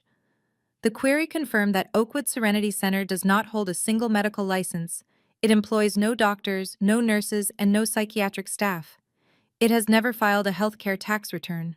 I turned slowly on my heel, facing the plaintiff side of the room. I looked right past my father and locked eyes with my brother-in-law. Jamal tried to swallow, but his throat was visibly dry. Madison was looking back and forth between her husband and me, her fabricated tears completely forgotten, replaced by a very real, very raw confusion. "Your Honor, this rehab facility doesn't exist," I said, my voice echoing with absolute crushing finality. "It is a registered LLC in Delaware. It is a phantom corporation created solely to generate a fake paper trail. And if you look at page 2 of my audit, the registered agent for this LLC is Jamal." The courtroom erupted into a chaotic symphony of gasps. Extended family members in the back rows began whispering furiously. Madison grabbed Jamal's arm, her perfectly manicured nails digging into his expensive suit jacket. She demanded to know what I was talking about. She demanded to know why his name was on the federal audit. Jamal yanked his arm away from her, stumbling backward until his spine hit the heavy wooden doors of the courtroom. He was trapped. I did not let him breathe. I took 3 deliberate steps toward the gallery barrier, closing the distance until I was standing just a few feet away from the man who had tried to intimidate me in my grandmother's study. I looked at him with the cold, ruthless precision of an executioner. "You just submitted forged documents to a federal court, Jamal." I said, my words dropping like anvils onto the floor. "That is perjury and falsifying evidence. That carries a 5-year minimum." The absolute terror paralyzing Jamal was a localized event contained entirely within the back corner of the courtroom. Up at the plaintiff table, my father was experiencing a completely different, much more volatile reaction. The cognitive dissonance of watching his bulletproof plan disintegrate into a federal crime was too much for his arrogant mind to process. Richard could not accept that he had been outsmarted. He could not process that the daughter he had discarded like trash was currently holding his freedom in the palm of her hand. Richard slammed both of his hands flat against the mahogany table, his face twisting into a mask of purple, unhinged fury. "She hacked us," he screamed, pointing a trembling finger across the aisle at me. "Your Honor, this is a severe invasion of privacy. She is a cyber criminal. She used her government clearance to illegally breach our private networks. You cannot admit any of this into evidence. She stole this information to orchestrate a personal vendetta against her own family." His voice echoed wildly, but it lacked any real authority. It was the frantic, high-pitched screeching of a man drowning in his own lies. Judge Sylvia Crawford did not strike her gavel. She did not yell back. She simply stared down at my father with an expression of profound, chilling exhaustion. She looked at him the way one looks at a rabid animal that has trapped itself in a snare. I did not raise my voice to match his screaming. I did not even look at him. I simply turned on my heel, walked back to my open leather briefcase, resting on the defense table, and reached inside for the second time. "I do not hack, Richard," I stated, my voice projecting with calm, devastating clarity. "Federal auditors do not need to steal your passwords or break into your personal computers. We issue federal subpoenas. We trace the digital footprint of the money you move through public banking institutions. And when a supposedly wealthy businessman tries to claim a $12 million estate using forged medical documents, it triggers an automatic mandatory review of his personal and corporate finances by the Department of the Treasury." I pulled out a second folder. Unlike the thin file containing the fake rehab bills, this folder was incredibly thick, bound with a heavy black spine. It contained months of meticulous, undeniable forensic accounting. I walked across the center aisle, stepping directly into my father's personal space.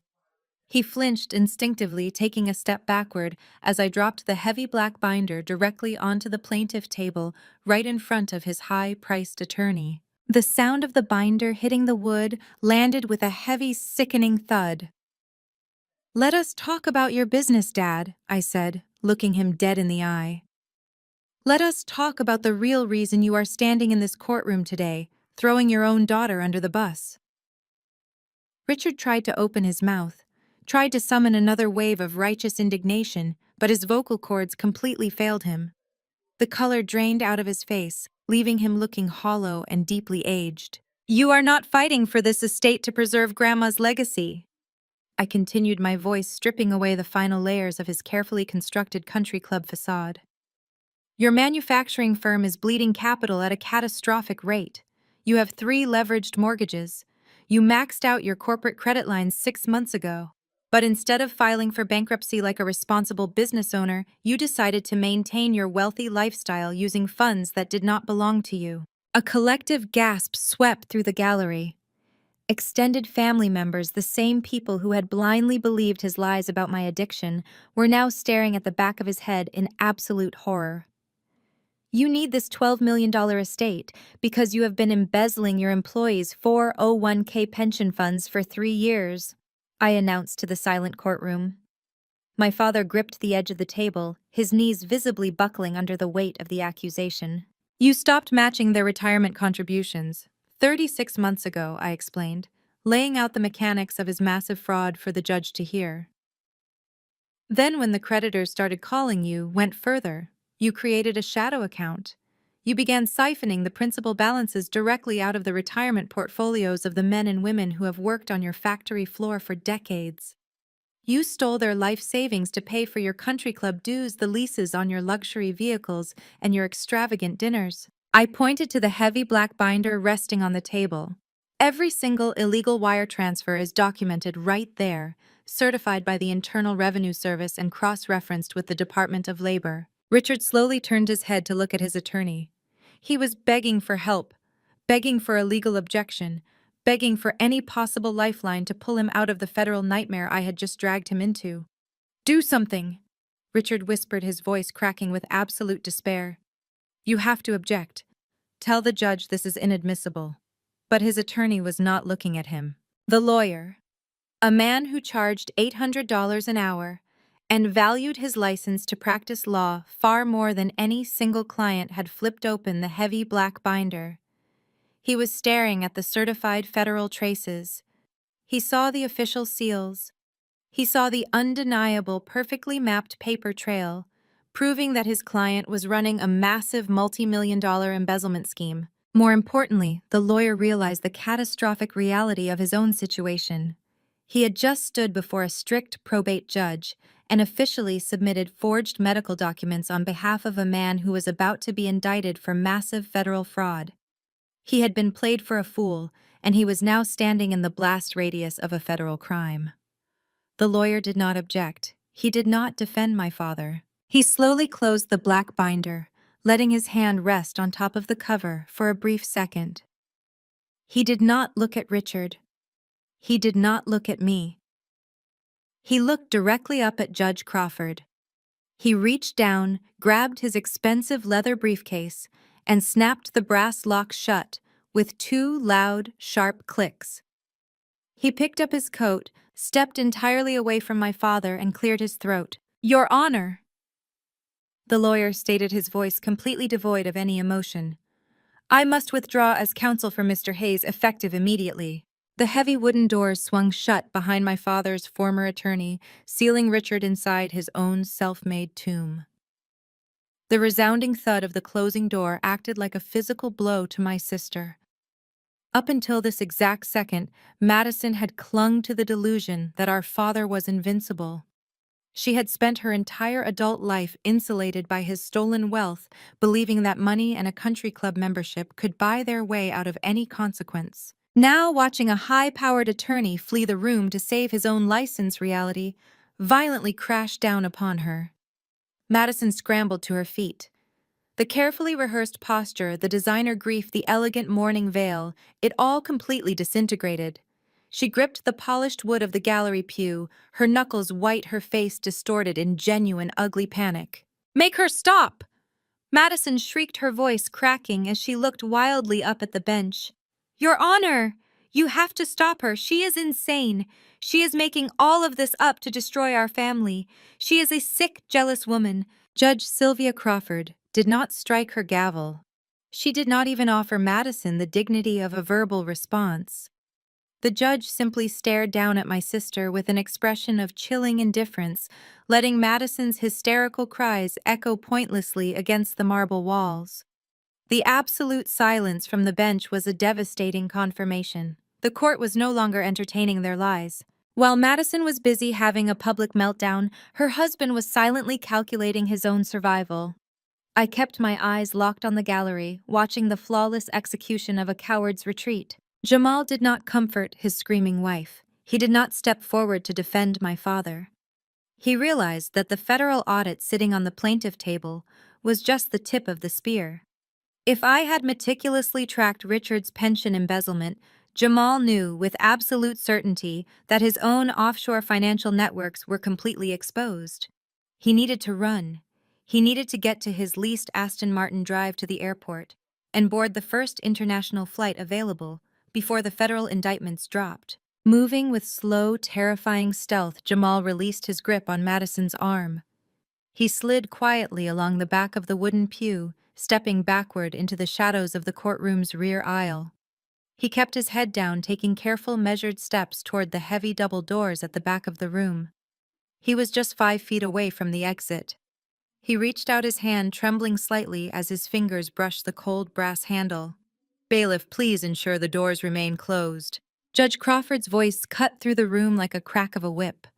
The command was sharp, absolute, and instantly lethal to Jamal's escape plan. The armed bailiff, who had been watching Jamal's suspicious movements for the past 60 seconds, stepped squarely in front of the double doors. He rested his hand casually on his utility belt and shifted his weight, completely blocking the exit. The loud metallic clack of the deadbolt sliding into place echoed through the silent courtroom. Jamal froze, his hands suspended in midair. The illusion of the untouchable Wall Street titan completely shattered. He slowly turned around, his chest heaving, his dark eyes wide with a primal, suffocating terror. He was trapped in a locked federal courtroom with the exact person who had mapped out his entire criminal existence. I did not offer him a single second to formulate a lie. I turned my back on my hyperventilating sister and my catatonic father. I walked to the defense table one final time. I reached into the depths of my leather briefcase and pulled out the third folder. This folder was not thin like the medical bills. It was not bound like my father's embezzlement audit. It was a massive, overflowing accordion file, heavily stuffed with hundreds of pages of federal tracking data, offshore wire intercepts, and decrypted client ledgers. I carried it across the room and dropped it onto the table. The sheer weight of the file hit the solid wood with a deafening, conclusive slam. "We are not finished," I announced, turning my body so I was facing Jamal directly. My father was not the only person in this room attempting to use my grandmother's estate as a personal bailout. I looked up at the bench. "Your Honor, the man standing at the back of your courtroom, Jamal Davis, presents himself to the public as a high-yield hedge fund manager. He claims to handle aggressive elite portfolios for a highly exclusive list of private investors. He uses this fabricated prestige to intimidate his family and solicit funds from unsuspecting victims." I placed my hand flat on top of the massive file. "But Jamal's hedge fund has absolutely no investments," I stated, my voice echoing with ruthless precision. "He holds no equities. He holds no municipal bonds. He owns no commercial real estate. It is a classic textbook Ponzi scheme." Jamal opened his mouth, desperately trying to pull oxygen into his lungs, but he was completely paralyzed. Madison stopped crying. She slowly turned around to look at her husband, her face completely drained of color as the words washed over her. "He established a network of phantom limited liability companies in Delaware and the Cayman Islands." I continued outlining the exact architecture of his fraud for the court reporter to document. He targeted local doctors, retired lawyers, and small business owners. He took their capital under the guise of high-yield returns. But he never invested a single dime. He simply used the money from his newest investors to pay the fabricated quarterly dividends of his older investors. I took a step towards the center aisle, closing the distance between myself and the man who had tried to physically intimidate me in my grandmother's study. "The rest of the capital was siphoned directly into his personal checking accounts," I said, staring dead into Jamal's panicked eyes. "He used stolen money to lease luxury cars, buy tailored suits, and purchase a fake Daytona Rolex. But the influx of new investors has completely dried up. The fraudulent accounts are entirely drained, and right now there is a hard, undeniable $4 million deficit. Madison let out a quiet, horrified gasp. She stared at Jamal, stepping away from him as if he were suddenly highly contagious. Her entire life of luxury, the country club memberships, the designer dresses, the extravagant vacations, it was all funded by a massive federal crime. She was married to a man who was about to spend the next 2 decades in a federal penitentiary. Jamal shook his head frantically. He raised his hands, trying to form a coherent sentence, trying to deny the suffocating mountain of evidence resting on the table. He looked wildly around the room, searching for an exit that no longer existed. He was a rat caught in a steel trap, and the walls were rapidly closing in. Before he could utter a single word of defense, the thick, heavy silence of the courtroom was suddenly pierced by a sound originating from the Boston streets outside. It started as a faint, high-pitched wail in the distance. Within seconds it grew louder, multiplying and echoing off the concrete buildings of the financial district. The sound bled through the thick, reinforced glass windows of the courthouse, completely unmistakable in its urgency.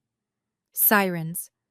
Multiple sirens screaming through the city traffic, drawing closer and closer to the front steps of the probate court. The wail of the sirens grew deafening, bouncing off the historic brick facades of the surrounding financial district.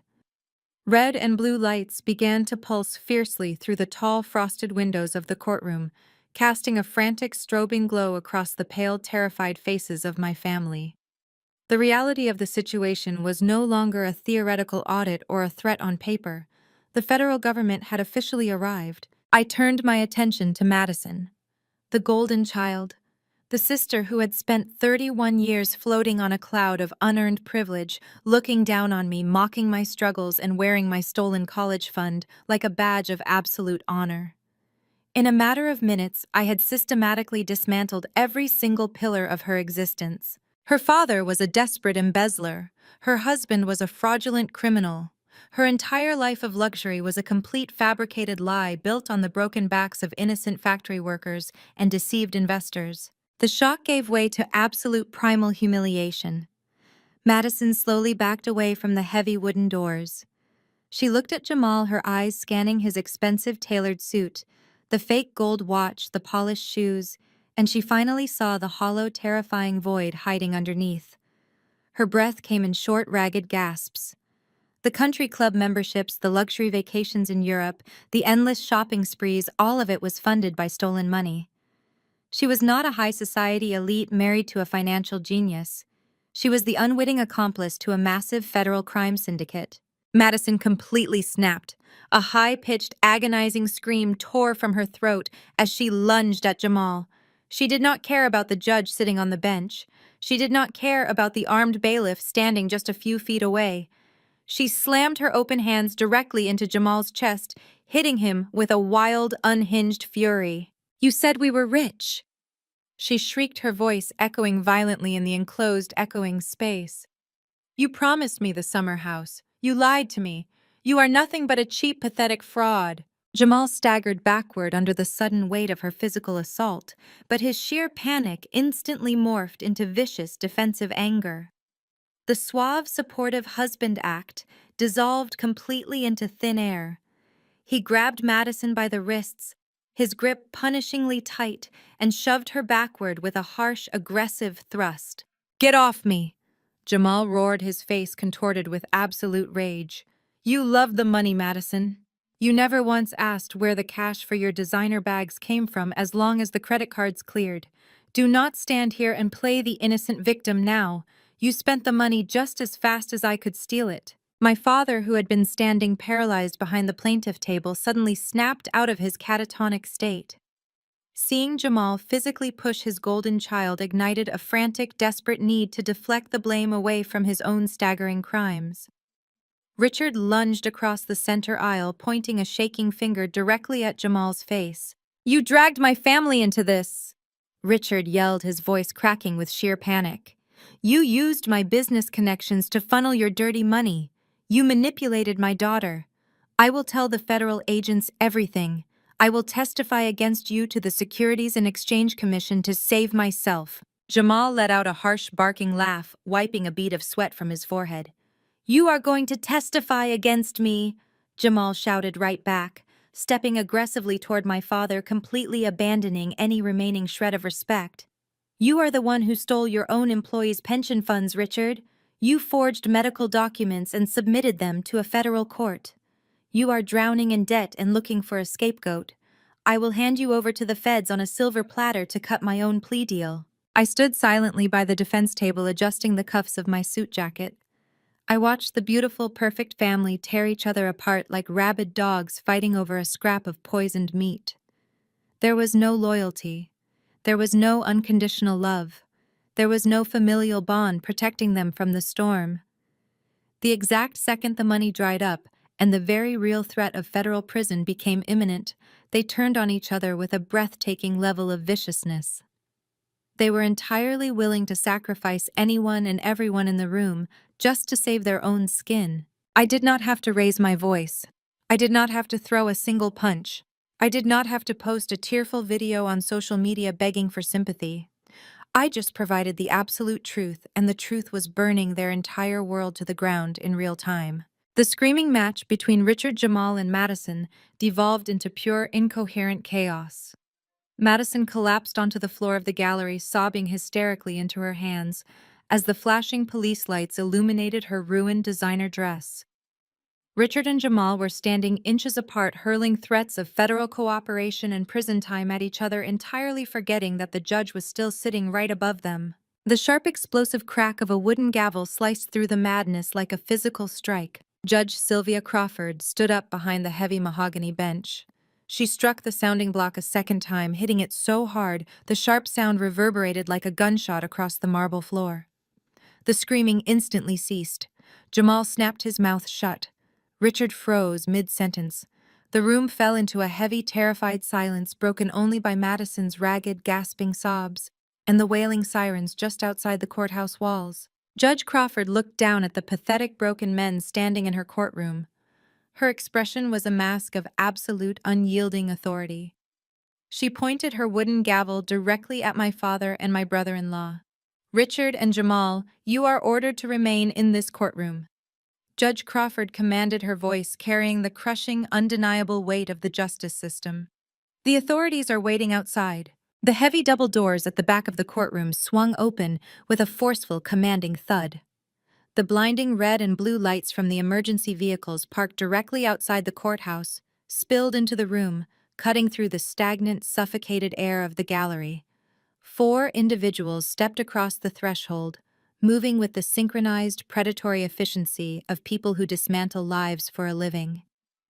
They wore crisp, dark windbreakers, bearing the stark, unmistakable yellow lettering of the Federal Bureau of Investigation, accompanied by a senior agent from the Criminal Investigation Division of the Internal Revenue Service. They did not pause to survey the room. They did not wait for an invitation. Judge Sylvia Crawford gave a single firm nod from the bench, giving the federal agents absolute jurisdiction over her courtroom. The lead agent bypassed the gallery entirely, marching straight toward the defense table, where Jamal was still backed against the wooden barrier. Jamal tried to instinctively smooth his silk tie, a pathetic muscle memory attempt to project the authority of a high-net-worth individual. He raised his hands in a placating gesture, plastering a desperate, charming smile onto his sweating face. He actually thought he could talk his way out of a federal indictment. "Agents, there has been some massive misunderstanding here today." Jamal started, his voice shaking as he attempted to utilize his corporate pitch voice. "My financial portfolios are simply undergoing a routine liquidity transition.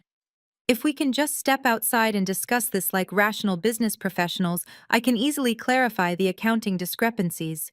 The lead federal agent completely ignored the smooth-talking facade. He did not slow his pace. He did not negotiate. He reached to his utility belt, drew a pair of heavy steel handcuffs, and grabbed Jamal by the left wrist. Jamal Davis, the agent, stated, his voice ringing with absolute, uncompromising authority. "You are under arrest for federal wire fraud, securities fraud, and perjury before a court of law. You have the right to remain silent." The metallic, heavy snap of the handcuffs closing around Jamal's wrists echoed loudly across the marble floor. the cold steel pressed directly against the fake gold Daytona Rolex he was wearing. The sheer humiliation of the moment was absolute. The arrogant, untouchable hedge fund manager who had tried to physically intimidate me in my grandmother's locked study was now being forcefully spun around. His hands secured tightly behind his back, stripped of every single ounce of his fabricated power. While two agents escorted a pale, silent Jamal out of the courtroom, the remaining two agents flanked the plaintiff table. My father was hyperventilating. His chest heaved erratically beneath his custom navy suit. He looked wildly around the room for his attorney, completely forgetting that his high-priced legal counsel had already sprinted out of the building to save his own license. Richard Hayes, the IRS criminal investigator, said, stepping directly into my father's personal space. You are not currently under arrest, but you are being officially detained for formal questioning by the Department of Labor and federal tax authorities regarding the systemic embezzlement of corporate pension funds and international wire fraud. Do not attempt to leave this building. The last remaining pillar of my father's ego completely shattered. The wealthy, untouchable country club patriarch died in that exact second. Richard looked up at Judge Crawford, but the judge was already organizing her paperwork, her face a mask of absolute indifference to his plight. She had no sympathy for men who stole from their own employees. Then Richard looked across the center aisle. He looked at me. The man who had spent the last 12 years telling his high society friends that I was a worthless, drug-addicted failure suddenly realized that I was the only person left in the room who held any actual power. He realized that the daughter he had thrown onto the freezing streets with nothing but a garbage bag of clothes was now a senior federal auditor and the sole executor of a $12 million empire. Richard did not walk across the center aisle. He stumbled. His legs simply gave out beneath him, buckling under the crushing weight of his impending federal prison sentence. He collapsed onto the hard, cold marble floor directly at my feet. He fell to his knees, dropping his head in total pathetic submission. He reached out with trembling, profusely sweating hands and physically grabbed the immaculate fabric of my tailored charcoal skirt. He clung to me like a drowning man clinging to the side of a life raft. "Blair, please," my father begged. His voice was a high-pitched, agonizing whine that sounded absolutely nothing like the roaring, furious man who had slammed his fist on the table just an hour ago. "I am your father. You cannot let them take me away. Tell them it is a mistake. Tell them it is a family misunderstanding. We can share the estate, Blair. We can split the $12 million. I will give you whatever you want. Just tell them to stop the investigation." Before I could even process the breathtaking audacity of him offering to share an estate, that he legally had absolutely no claim to, another voice joined the pathetic chorus. From the floor of the gallery, Madison crawled desperately toward the wooden barrier dividing us. Her pristine high society image was completely destroyed. Thick black rivers of mascara ran down her cheeks, staining her expensive designer dress. She gripped the wooden slats of the barrier, her knuckles white, her face twisted in pure, unadulterated terror. She had just watched the federal government place her husband in handcuffs. She knew all of her bank accounts, her credit cards, and her assets were about to be frozen by the Department of Justice. Blair Madison sobbed, her voice cracking as she reached a shaking hand through the wooden barrier toward me. "He lied to me. Jamal took everything we had. I do not have a single dollar to my name. They are going to take my house. They are going to take my car. Please, Blair, you have $12 million now. Just give me enough cash to hire a high-profile divorce lawyer. I am your sister. You have to help me. You cannot leave me with nothing." I stood perfectly still in the center of the courtroom. The air around me felt incredibly clear, crisp, and entirely devoid of any emotional static. I looked down at the two people sobbing at my feet. I looked at the father who stole my $40,000 college fund to pay for country club catering, leaving me to sleep in a transit station utility closet. I looked at the sister who had happily danced in a $15,000 dress funded by my stolen education, the same sister who had posted tearful videos on the internet just yesterday, trying to brand me a psychotic addict. They were begging for mercy. They were invoking the sacred bonds of family, hoping that the very concept of blood loyalty they had weaponized against me for over a decade would somehow miraculously save them from the consequences of their own malicious greed. I did not feel a single ounce of pity. I did not feel a shred of sadness, guilt, or familial obligation. I felt nothing but cold, absolute calculating clarity. I slowly reached down toward the hem of my skirt. I placed my hands over my father's trembling, sweaty wrists. With absolute methodical precision, I pried his desperate fingers off the immaculate fabric of my suit, peeling his grip away one finger at a time. I stepped back, smoothing out the perfectly pressed charcoal wool, preserving my space and my boundaries. I looked down at the people who had deliberately and viciously ruined my early 20s, preparing to deliver the final, inescapable truth. I looked down at the pathetic man kneeling on the cold marble floor. Richard was gasping for air, his chest heaving, his eyes wide with a frantic, animalistic terror. He had spent his entire life building an empire of lies, funding his country club existence with stolen pension money and my liquidated college fund. Now, staring down the barrel of federal prison, he wanted to negotiate. He wanted to split an inheritance he had absolutely no legal right to touch. I did not raise my voice. I spoke with a quiet, lethal precision that echoed clearly across the silent courtroom. "Share the estate with you," I asked, my tone dripping with absolute ice. "You do not have an estate to share, Richard. You do not have a business. You do not have a reputation. The federal government is about to seize every single asset you falsely claimed as your own. You are going to be stripped down to nothing." He opened his mouth to beg again, but I cut him off instantly. 12 years ago, you stood in your lavish living room and put on a magnificent performance, I reminded him, forcing him to confront the exact moment he sealed his own fate. You held up a plastic bottle of anxiety medication, branded me a junkie, and threw me onto the freezing streets. You looked me dead in the eye and told me to never show my face in your family again. I took a slow, deliberate step backward, putting physical distance between my pristine suit and his trembling hands. "Do not worry, Richard," I stated, delivering the final, inescapable blow. "Where you are going, I will not be visiting." The federal agent stepped forward, grabbing my father by the shoulders and hauling him roughly to his feet. Richard went entirely limp, his spirit completely broken, offering zero resistance as the agent escorted him toward the side holding room. I turned my attention to the wooden barrier separating the court from the gallery. Madison was still gripping the railing, her face streaked with heavy black mascara. She was waiting for me to hand her a financial lifeline. She expected me to write her a blank check because we shared the same bloodline. She thought her fabricated tears would somehow miraculously erase a lifetime of entitlement and cruelty. "You want money for a high-profile divorce lawyer?" I asked, walking slowly toward my sister. "You want me to fund your legal defense using the exact same estate you just spent 3 weeks trying to steal from me?" Madison nodded frantically, her breath catching in her throat. "Please," she gasped. "I have nothing left. Jamal took everything. I do not even have a way to pay the mortgage on my house next month." I let out a short, sharp breath of amusement. The sheer ignorance of my sister was truly staggering. She had spent her entire adult life playing the role of a wealthy socialite without ever bothering to understand how her own finances actually worked. "You do not have a mortgage, Madison," I explained, watching the confusion wash over her tear-stained face. "The sprawling mansion you live in was not purchased by Jamal.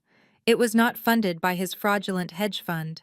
Grandma Beatrice bought that property in cash 5 years ago to ensure you would not end up homeless when Jamal inevitably ruined himself." Madison let out a small, relieved sigh, falsely assuming she was safe. She thought she still had her luxurious suburban fortress. She was entirely wrong. She purchased the property using a blind corporate trust. I continued, shattering her fleeting moment of relief. "And as Mr. Caldwell announced 30 minutes ago, I am the sole absolute executor of her entire estate. That includes every single corporate trust she established." I leaned in closer, dropping my voice so only she could hear the absolute finality in my words. "The house you live in, Grandma bought it under a trust. I am the executor of that trust. You have 30 days to vacate my property." Madison let out a devastating, breathless sob. Her knees buckled and she collapsed entirely against the wooden barrier, sliding down to the floor of the gallery. She had nothing. No husband, no money, no house, and absolutely no family left to manipulate. I turned my back on her and walked confidently up the center aisle toward the bench. Judge Sylvia Crawford was watching me with a look of profound, quiet respect. The federal agents had cleared the room of the criminals, leaving only the necessary court personnel. The oppressive, toxic energy that my family had brought into the courthouse was completely gone. The judge gave a single firm nod to her clerk. The clerk stepped forward and handed me the final heavy stack of probate documents. These were the papers that officially cemented my status as the executor and sole inheritor of the $12 million estate. I retrieved my sleek silver pen from my briefcase. I did not hesitate. I signed my name on the dotted lines with smooth, sweeping strokes, permanently securing my grandmother's legacy and my own financial empire. I handed the documents back to the clerk. Judge Crawford picked up her wooden gavel. She struck the sounding block one final time. The loud, decisive crack echoed through the empty room, officially closing the case. It was done. I picked up my briefcase, buttoned my charcoal suit jacket, and walked out the heavy mahogany doors. I pushed through the main entrance of the courthouse and stepped out into the crisp, beautiful afternoon. The sky over Massachusetts was a brilliant, cloudless blue. The sun hit my face warm and incredibly bright. The plaza steps were absolute chaos. A swarm of local reporters and federal press correspondents had caught wind of the high-profile arrests. Camera flashes exploded like lightning. Journalists shouted questions, pushing their microphones forward as heavily armed federal agents marched Jamal and Richard down the stone steps. I stood at the top of the stairs watching the two men who had tried to destroy my life, being forcefully shoved into the back of heavily armored black federal SUVs. They ducked their heads, attempting to hide their faces from the relentless camera lenses, but there was no escaping the absolute public humiliation. Their carefully constructed country club reputations were completely obliterated. I did not stay to watch the vehicles drive away. I walked past the media circus entirely unnoticed by the reporters who were too busy focusing on the fallen businessmen. I approached my sleek black SUV parked down the street. I unlocked the doors, tossed my briefcase onto the passenger seat, and gripped the leather steering wheel. I drove out of the city, leaving the towering skyscrapers and the suffocating memories of my family far behind me. I drove for an hour, taking the scenic route along the winding coastal highway. I pulled into the parking lot of a quiet, secluded cafe overlooking the ocean. The air smelled of salt and absolute freedom. I ordered a simple black coffee and walked out to the empty wooden deck.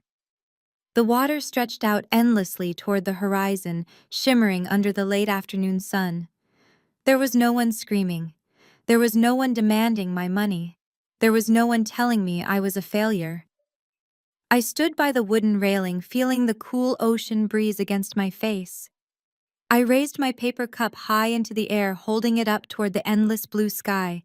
We did it, Grandma. It was total, unrelenting victory. The most profound lesson from Blair's journey is that true security is never given, it is painstakingly built. When faced with absolute betrayal, Blair didn't waste energy begging for validation from those committed to misunderstanding her. Instead, she embraced the silent grind. By stepping away from toxic noise and quietly mastering her craft, she forged an impenetrable armor of financial and professional independence. This story teaches us that walking away isn't giving up, it is taking your power back. Unrelenting success is the ultimate justice. Have you ever had to walk away to find your own strength? Share your experience in the comments below.